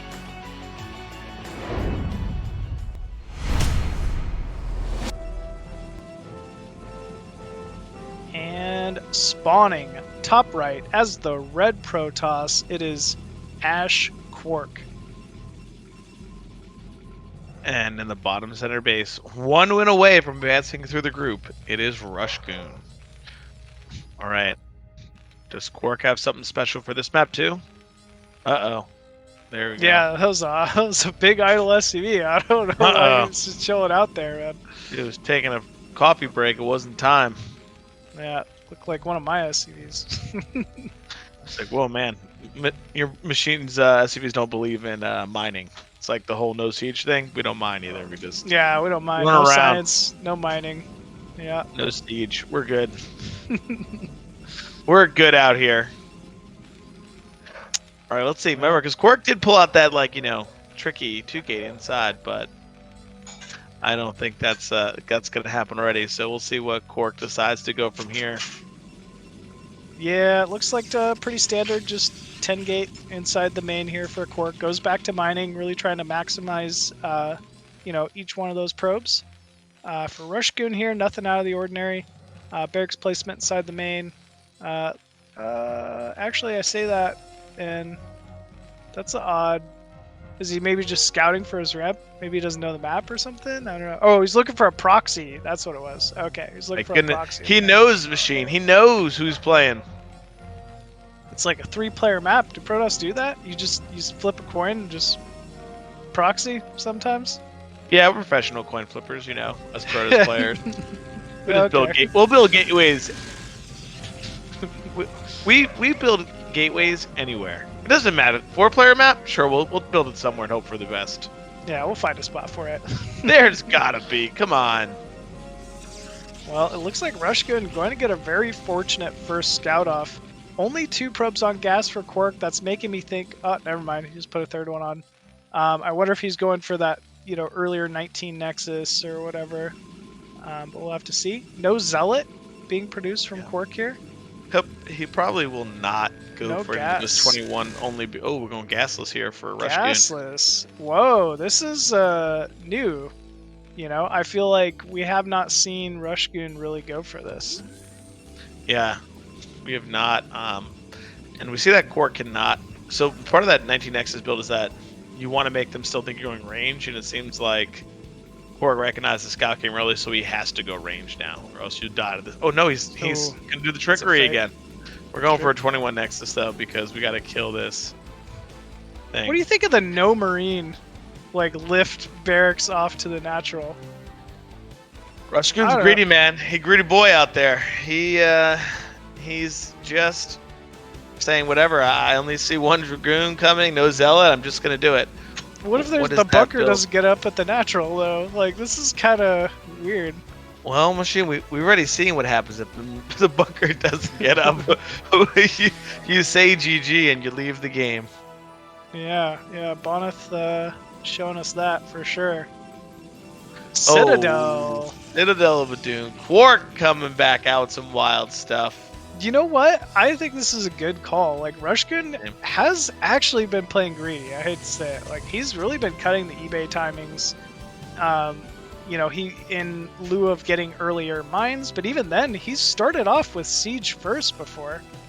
Yeah, and the eBay and the Academy were super late. Think about that first game where KwarK did the proxy forge. He knew that he had nothing there because when he sent his DTs out, there was nothing to scan them. He was relying on mines. So maybe he's saying, all right, well, this guy's cutting those buildings. I'm going to press him. As we say that, there is the eBay getting dropped here from RushGoon. Really good call from RushGoon. Just trying to eliminate any random avenues where KwarK could get an advantage. With that, though, I think this is still fine for KwarK, right? Like, once you recognize that they have turrets, they have eBay, you're like, okay, I still have map control of my DT. It's going to give you the space you need to take a third base. So as long as KwarK doesn't overcommit and lose the DT here, I think this is fine. Yeah, the only problem that I see for KwarK so far is the economy part. The Terran was able to get gasless, makes things so much more difficult for pros in terms of economy. Like, you can harass, like usually this way maybe you want to go a faster Reaver or DT drop, but if this DT does nothing, that means that his economy's been unfazed. Now, see that turret placement. Will the bunker range back and see them quick enough so before the DT walks in? Because it's not going to see the DT till it's about even with the bunker. I get you. I mean, maybe. If the DT walks. If the DT walked close to the edge, I wonder if he'd make it. I think he would. And there's no mines, right? Well, if the tank blocks it. Yeah, the big boy just showed up. No. Oh, he does at least move by. I mean, he's going to get some good harass on this mineral line, right? He's going to force more turrets. He's going to force an SCV pull. Oh, don't get shot. Yeah, he can attack the gas, which is key. We're attacking our own command center. We don't like it right now. We're upset. Yeah, it's real mad. But in these moments, this is what I've noticed. RushGoon stops making SCVs when he starts getting his multitask a little bit tested here. Both command centers have not been blinking for a while, unless this is part of his build. But he was up 6 workers. Now he's tied. If he just walked that DT into the main, I think he would have had it. I think he might have been able to get it. Yeah, I wonder if this is just part of his build style with 36 SCVs, 4 FAC, and go. But yeah, I kind of feel like it is, but who knows? We're not producing these SCVs anymore. I mean, he's pretty much even on economy. He's been ahead the whole time. Supply counts are very similar, which is not a good sign for Protoss here. DT really hasn't done any damage. So I think these are all good things here for RushGoon. Oh, look at that. Oh, what? What? I have never seen that. Is that DT invincible? And that Vulture? I just watched a mine blow up on a Vulture and a DT and no damage? Yeah, that was random. I can't say I've seen that. Huh. It's wild. It was almost like a Reaver Scarab. Yeah. Yeah, take that, Terran. Feel what us Protoss players feel. Take that. It's about time you feel our pain. Looks like Academy's down. We are getting the first couple scanners here to build up some energy. It means, Storm. Oh, Storm. Nice. Storm legs. Okay, all good things. We'll be strong to stop maybe this 4 FAC push. I'd like to see a DT in the shuttle just to drop on the siege tanks, force scan, pick up. There's not going to be an early Goliath with this. Well, Machine, we have 2 tanks. You know what that means? Attack. Just go. Yeah, just go for it, you know? YOLO. Here we go. Boom. Just go. Yep, there we go.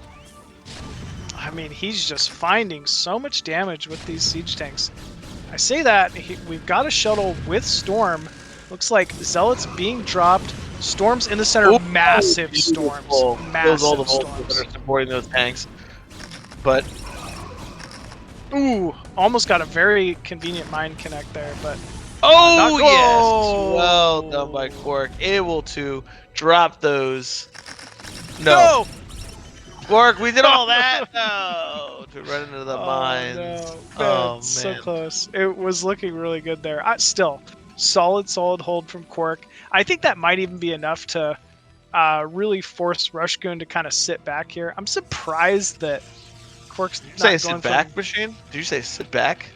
I mean, yeah, I would have assumed so, but maybe not. I guess that's not really RushGoon's style. RushGoon doesn't know what that means. He's just going right in there. Vulture's going to find this third base, started the mineral only of KwarK. Get some good mines placed, and yeah, just starting to get a little bit of damage onto this Nexus. Dragoon's being forced to be pulled here. Do we have Dragoon range? Yes. I don't think we do. Maybe we do not. No, we don't. We do? Okay. I think so, Okay. yeah. Alright. This isn't JU. Come on, man. Oh, poor Jayan, man. He's never going to hear that one, or live that one down, I mean. 2 games in a row? Well, you know, come on now. Yeah, I guess he deserves it. Alright, I like this. I like this storm drop here. DT gonna get one final SCV kill before falling. KwarK's third should be up here soon. There's no turrets really placed behind the natural of RushGoon, so might be vulnerable to storm drop, actually. And I think that's really good in this scenario where we're playing 2-base Terran. If you can get these storm drops off and just kill SCV lines, it just hurts their economy so much they can't keep producing off the 2 bases. As I say that, RushGoon is producing turrets behind the natural. Maybe RushGoon is Julia Stream Sniper, aka? Maybe. Whoa. Ooh, might be him. We've solved it. We've solved the mystery. RushGoon moving in here, placing some mines at the other side of that center ramp area. Looks like KwarK, though, looking to meet this, sees it with an observer, starting to get into position. Don't attack down here, KwarK. Don't Yeah, do I it. don't think he should have attacked in a straight line. Oh No my storms God, getting off. He sniped those Templar. Unreal that he sniped those. Final 3 tanks able to move in here. Man, imagine if KwarK had, at least 1 or 2 of those storms off that. It would have gone so much better. But as is, KwarK's still coming out on top here. Oh, man. Oh, these mines, though, they're picking up some real big connections on KwarK's army. I don't want to call it early machine, but I think once you stop that big push right there, you pretty much are feeling like you're in a really good spot. You know what? You should know now. Still might just continue the 2-base timings. He's like, nope, gonna attack again. No problem. Oh, okay. He is taking the mineral only, it looks like. Is that 3rd command center from RushGoon? Whoa. It's getting crazy out here. It's like the Sylphid game. Remember, even on Sylphid, RushGoon was fine in this position. And actually, when you compare the supplies, 84 to 101, and then you look at worker count, 45 probes to the 50 SCVs of RushGoon, things are really not in a bad spot for RushGoon here. We might need some science, though. We might need science and upgrades. Yeah, we might need it. As I say that, we see the starport going down. Looks like RushGoon trying to use science to his advantage. I don't know if I like that. Man, he even tried to use siege before. That was his downfall. Yeah. Oh, man. Let's see what happens. If RushGoon can, secure that 3rd gas, the game can go on. I'd like to see KwarK start thinking about some type of bust, but like you said, the unit count's just there for RushGoon somehow. Yeah, it really is. Unit count, unit placement. We're seeing very good spread of mines all the way across the map. Siege tanks are spread out as well. But you know what? KwarK doing his due diligence and doing what needs to be done next. We already see a 4th base started for KwarK, which is pretty much on par, right on time. I'd like to see him now start to expand top left, not take that middle base, but take the top left base far away and start forcing RushGoon to pull his units around. But as I say that, we already have a Vulture up there sitting in wait for the probes of KwarK. And we're going across the map. We're rolling on out. Man, we just keep attacking, man. We're RushGoon. We rush Dragoons. They do. He just goes in hard. And if he, oh man. Ooh, this is going to be bad, I think. KwarK soaking up a lot of that splash damage on those Vultures. Another Templar being targeted down. And suddenly, there's not a ton of Dragoons left here from KwarK. Oh, Templar big does get a storm. nice storm, though. I gotta say, man, the storms really feel like that's what's kind of been saving KwarK in this one. And what? GG? Wow. GG? I'm a little confused by that one. I think he still had some fight left in him, right? He'd Yeah, I secured thought the so too. 3rd base. You know, he could have maybe even taken a 4th shortly after. KwarK was only on 3 base, remember. 4th wasn't quite mining yet. But as is, you know, RushGoon knows what he's doing. Maybe he just felt his tech was too delayed to really hang on with KwarK there. And yeah, KwarK doing what he needed to do to take the win there. KwarK played really well. I like that he stayed on the Templar tech this time. I think that was the big game changer. Instead of trying to push some kind of early tech, because I feel like if he goes carriers and doesn't produce as many units as he had, he may not win all those fights. So really good adjustment from him and just saying, you know what, I'm just going to go Gateway Man, Storm tech, and I'm going to fight it out. So yeah, well done it's from him. a great adjustment, as you said. You know, we keep saying it, but RushGoon showing that he likes to favor this 2 base, 4 factory, 5 factory, 6 factory, you know, timings, just heavy pressure, and you know, doesn't prepare as well for, you know, the match going towards a later game. So really, it feels like it's kind of on RushGoon to adjust here. KwarK taking a pretty strong win there, and likely, you know, will end up tying the series up. And with that, it's RushGoon's pick, and he's going to go with Sylphid. I like it. I think Sylphid's a great pick for this matchup. So in the last series, these two where it was KwarK's pick. Yeah. So obviously KwarK's someone that you know, feels fairly practiced on the map. That being said, he did lose to RushGoon on this map in their previous series. So RushGoon got to be feeling pretty confident about it. Maybe he saw something about that game that he liked. Maybe he wants to rematch against the KwarK special 12 Nexus opener. I don't know. We'll have to wait and see here. I have to see. Yeah. But with that, it looks like we are ready to go, folks. Let's get into our 3rd and final game. KwarK facing off against RushGoon on Sylphid.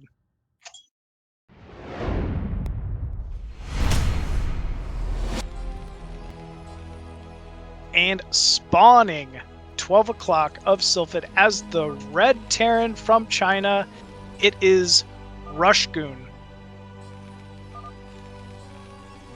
And in the bottom right, it is KwarK. Seems to be a little debate about the game. Okay. It Well, is looks like 2.0 we are and not playing 3.0, but we are moving on ahead. So it looks like KwarK just with that quick pylon inside the main. Nothing out of the ordinary. Remember last time we saw this map, KwarK did go for a 12 nex. I wonder if we'll see a repeat of that, or maybe we might see another something else out of him. Yeah, it'd be interesting to see how he changes his style. I mean, like you said, he tried the 12 Nexus here, it didn't work, so now go standard to maybe just 21, 23 decks and just get to 8 gateways and macro. To be fair, I think the 12 Nexus worked. I think the follow-up didn't. Yeah, Like, I think the 12 Nexus was good. I think the carrier was the outlier. I think if he hadn't gone carrier, like you were saying, it would have been fine. Like, the initial 12 Nexus hold was fairly strong. Yeah, I think KwarK wants to play even more standard in these games. I think he realizes, hey, I can beat this guy. I don't need to do anything tricky. Yeah. I think that's a good call. And I mean, he won last game, and it was a gasless opener for Terran, which gave him a eco lead. And the DT really didn't do anything, so he was able to really just play a good game against him. Yeah, I mean, definitely fair criticism. The DT, I think, maybe got an SCV, right? And that was about it. Forced, yeah, some turrets, but whatever. Still, I think the Storm play from KwarK is really what kind of sealed the deal. It definitely gave him the edge he needed to hold those timings in the middle of the game. Yeah, I will say RushGoon did a good job of sniping Templars coming out of shuttles. So KwarK had like 4 or 5 temps in a lot of those fights, was only able to get 1 storm off. I think that's where the APM comes into play, where he's got to be really sharp. As he's unloading those Templar, he needs to click them immediately in Storm before they get picked off. If that's the style he's going to choose to continue with. So SCV scouting the main of KwarK here. RushGoon being very consistent with these early scouts, and we'll once again see the spinning core that we know is a fake. So unless he is Julia's stream sniper, he should be thinking this is early Dragoon range. Nexus might start. It does start, so this is actually much better for KwarK here than the previous games. Oh my goodness. Is this a... Two fact hidden. Oh man. Oof. If KwarK goes Robo here, he's dead, right? Yeah, he's dead if he goes Robo. And we know it's Robo because it's a fake, right? No, he can go 2 gates still Okay. this, but the next decision here is going to be a big one for KwarK. I'm a little surprised that he's not scouting out with a probe. Yeah, usually you send your probe to the other base and Dragoon to 1 so you can find it, but Yikes! Robo down. We're going to be delaying a Dragoon here. We're not going to have the second one. Hey Razz, KwarK that's the thing that we said wouldn't be good if he did it? That would be the thing. That would be the thing. And here's the thing. RushGoon doesn't make the bunker anyway, so how do you know unless you get in? Yeah, I don't know, man. RushGoon really set himself up for this one. This is Oh! Did he see it? I don't think he did. I don't think so either. I think he just got lucky enough. Oh man. Oh, he does see it now though. So he sees the vulture streaming into the natural. Might force a probe pull here. Oh no, he's got 2 Dragoons. He can hold this. Yeah. Oh no. Ooh. Oh no. Oh, that's no. painful. And KwarK may not know that this is a 2-fact yet still, because it could just be him sending out the first vulture. But now he knows. Now he knows. Now he's like, oh no. Because, he doesn't have range yet either. Yeah, tank and Marines. Just finished, just completed.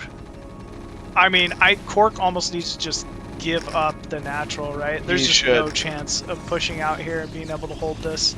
Yep. There won't be siege, but this should be a very strong contain still from RushGoon. Yes. I would like to see him bring an SCB with it to build a bunker as well.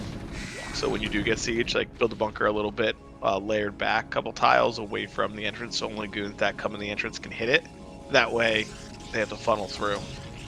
I'd like to see him build up. He's going for the mine. I thought he was going to run the Dragoon into the mine. This may be a little bit of an overstep here. Yeah, I'm not sure why he's trying to push in here. He thinks there's no observer. He thinks there's no observer, and now he's going to be really upset when he finds out, oh, hey, there is an observer. And there's no siege, right? So no, this is a big overstep. KwarK may be fine. Oh no, but he's retargeting. Instead of just finishing off the low health tank there. Ooh! Oh man. Another mine does pick up, but yeah, KwarK might be able to stabilize here. Oh no, that's not good. Whoa. Probe will make it to the natural, Yes. but mine's still finding connects. Oh! Oh no! Oh Wow. Good no, micro. man. Great control here, as expected from RushGoon. Still though, we have Dragoons, we have an Observer. Oh man, but there's still just this wide open lane leading to the main here. Observer not quite in position, and this is going to be another down Dragoon for KwarK. And probes going down. Really difficult here. I see a shuttle coming out here from KwarK. A lot of probes dying. This is the damage that RushGoon really needs now at this point. Puts his own command. Oh, he didn't. Oh, because he killed the egg, so he can't block with the one Dragoon. Oh no. Oh. Yeah, this is quite painful. I feel like there's no stopping RushGoon from just rallying these two vultures at a time over here. I mean, just getting great damage done, and still having like good mind control at the front. Yeah, KwarK now, I thought he was going to be okay because he did such a good job of just backing up and then pushing those first group of tanks back. But the vultures getting in and getting that many probe kills is a big deal, especially because the command center is already been put down for RushGoon. Yeah, it was just you know, a little unfortunate there. I think if he's able to just kind of wall off that entrance, prevent those run bys a little better, this could easily be advantage KwarK. A little bit KwarK of a getting fake. some good scouting info with this shuttle. Oh, I thought he knew there was a mine there. He would have dropped the Zealot as the SCBs came. Oh man, could you imagine one Zealot drop just changing the game? Just taking out 10 SCBs, and it's like, he wins. Wild. As is, he will get a good scout off, sees the factory count, sees the SCV transfer timing, command center timing, and that should tip off to KwarK that, hey, I'm behind. I need to get something done here. Yeah, I'd like to see him go Reaver. I know that's not what he prefers, but Reaver here, get the shuttle, force turrets out, get in there, you know. Any kind of eco that you can pull back would be good. I mean, how do you even come back if you're KwarK, right? You're down 10 workers, your natural's much later. You know, your only tech really to speak of is just observers and shuttle. It's got to be tough. Yeah. I mean, like I said, the Reaver would have been nice. He can go 2 base, 6, 7, 8 gate and produce units, but the economy, it's just so low. And RushGoon, we've been hearing the scans go off, so he knows exactly what he's up against. Yeah, he just scanned that gateway count. So if he doesn't throw away this next army, I think he'll be good. If I was him, I'd be putting mines everywhere. As soon as units came out, I would push, you know, because, you know, this is what KwarK has. I mean, maybe if KwarK's able to catch that outer factory or something. I don't know.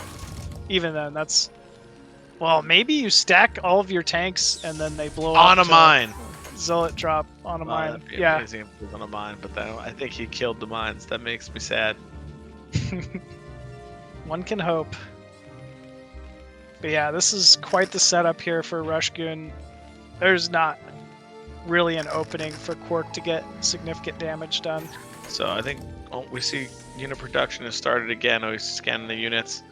For probe production started again. I thought he maybe was just not making any more probes, and yeah, he was at 19 for quite some time there, but we are seeing 23 probes.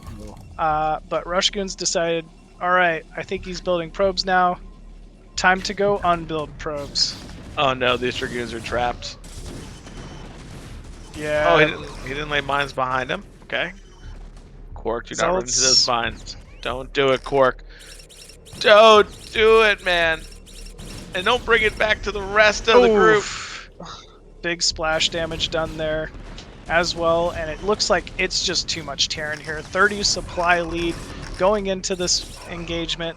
Another big mine connect on every single Dragoon, and RushGoon charging forward. Hurts my Protosoul. First two tanks starting to set up. They're already within range of the mineral line. Probes starting to fall rapidly. Mines being placed. We do have Observer and Shuttle coming in here with some Zealot Bombs. Very nice unsiege timing there from RushGoon, and GG is called. Yeah, RushGoon will be taking second and moving on to the next stage of BSL. Still though, hats off to KwarK. Very close series, bringing it down to the third and final game. But it is once again another Chinese player moving on to the next round of BSL. Yeah, really impressive from him that game as well. Kind of crazy that he decided, hey, I'm going for a 2-fac. Like, 2-fac all in, and that's it. Like, this is it. This is going to decide my BSL life. But I think it was an adjustment because of KwarK's continuous build of going that early Nexus with no range. So he's like, you want to go range, you want to go early, you want to be greedy? Well, I'm going to try to punish your greed by going with a 2-fac. Yeah, it definitely seemed like an adjustment there. In a Game 3 scenario, like you said, it's really difficult to make those calls and pull the trigger on those risky, aggressive openers sometimes. But RushGoon did it that time, and it was the proper scenario for it. And yeah, it worked out very well. Obviously, got him the big W that he needed. But yeah, pretty epic series today. In all these matches, Bonth obviously making it out in first place without even dropping a map. I mean, just looking like he's in phenomenal form here going into these later stages of BSL. We also got to see some incredible matches between, Julia, KwarK, and then obviously RushGoon taking second in the group overall. Will once again get to move on to the round of 16. But yeah, great stuff today, man. Thank you all for tuning in and checking this out with us. Before we take off, I think we'd like to thank our sponsors here. So thank you all, once again, everybody who's supporting this BSL time and time again. At the Bombastic General level, we have Star Lover, $100 a month, big time supporter, always in the chat, always hanging out with us.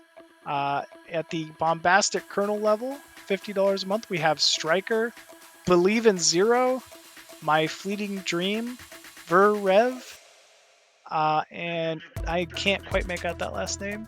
Sorry. Hash Fuzzy. There we go. At the Major Plus level, $30 a month, we have Tim, Cause, Tupacalypse, Robert Groot, and Nientech. Thank you all. And at the $20 a month level, we have On My Way, Gordon Bradley, KJ, Daniel Lopez, LML, myself, and KwarK. So yeah, thank you everybody for all your donations. And then all the way down the line, even $2 a month, folks, it really goes a long way in supporting Zero and supporting the BSL and, making the dream still alive here for foreign BroodWar. So thank you all so much for every single one of your donations, and please continue to support the BSL. All right, and remember, folks, we're back tomorrow with some more action. So we'll be having Group F. So it is, we're going to be seeing some intense players there. We're going to be seeing Mihu, returning champ, coming back again to defend his title. And he's up against the real Dan, Mr. Nyokin himself, one of your favorite casters out here. So definitely come check that out. And we have JD Conan versus Xiao Shuang in the second match. Chinese players have been incredible this entire event. If you haven't checked out some of the Caster Muse Starleague, is what they have been doing really well against a lot of the Korean players. So they are top-notch players. So it's great to see them here in the BSL mixing it in with everybody else. So definitely make it back tomorrow. Big thanks for Zero for organizing, setting this all up. Machine, it was awesome today. Always fantastic casting with you. And we'll be back here tomorrow. Yeah, great casting with you as well. Thank you all for tuning in. Thank you, Zero. Take it easy, folks, and we'll be seeing you tomorrow.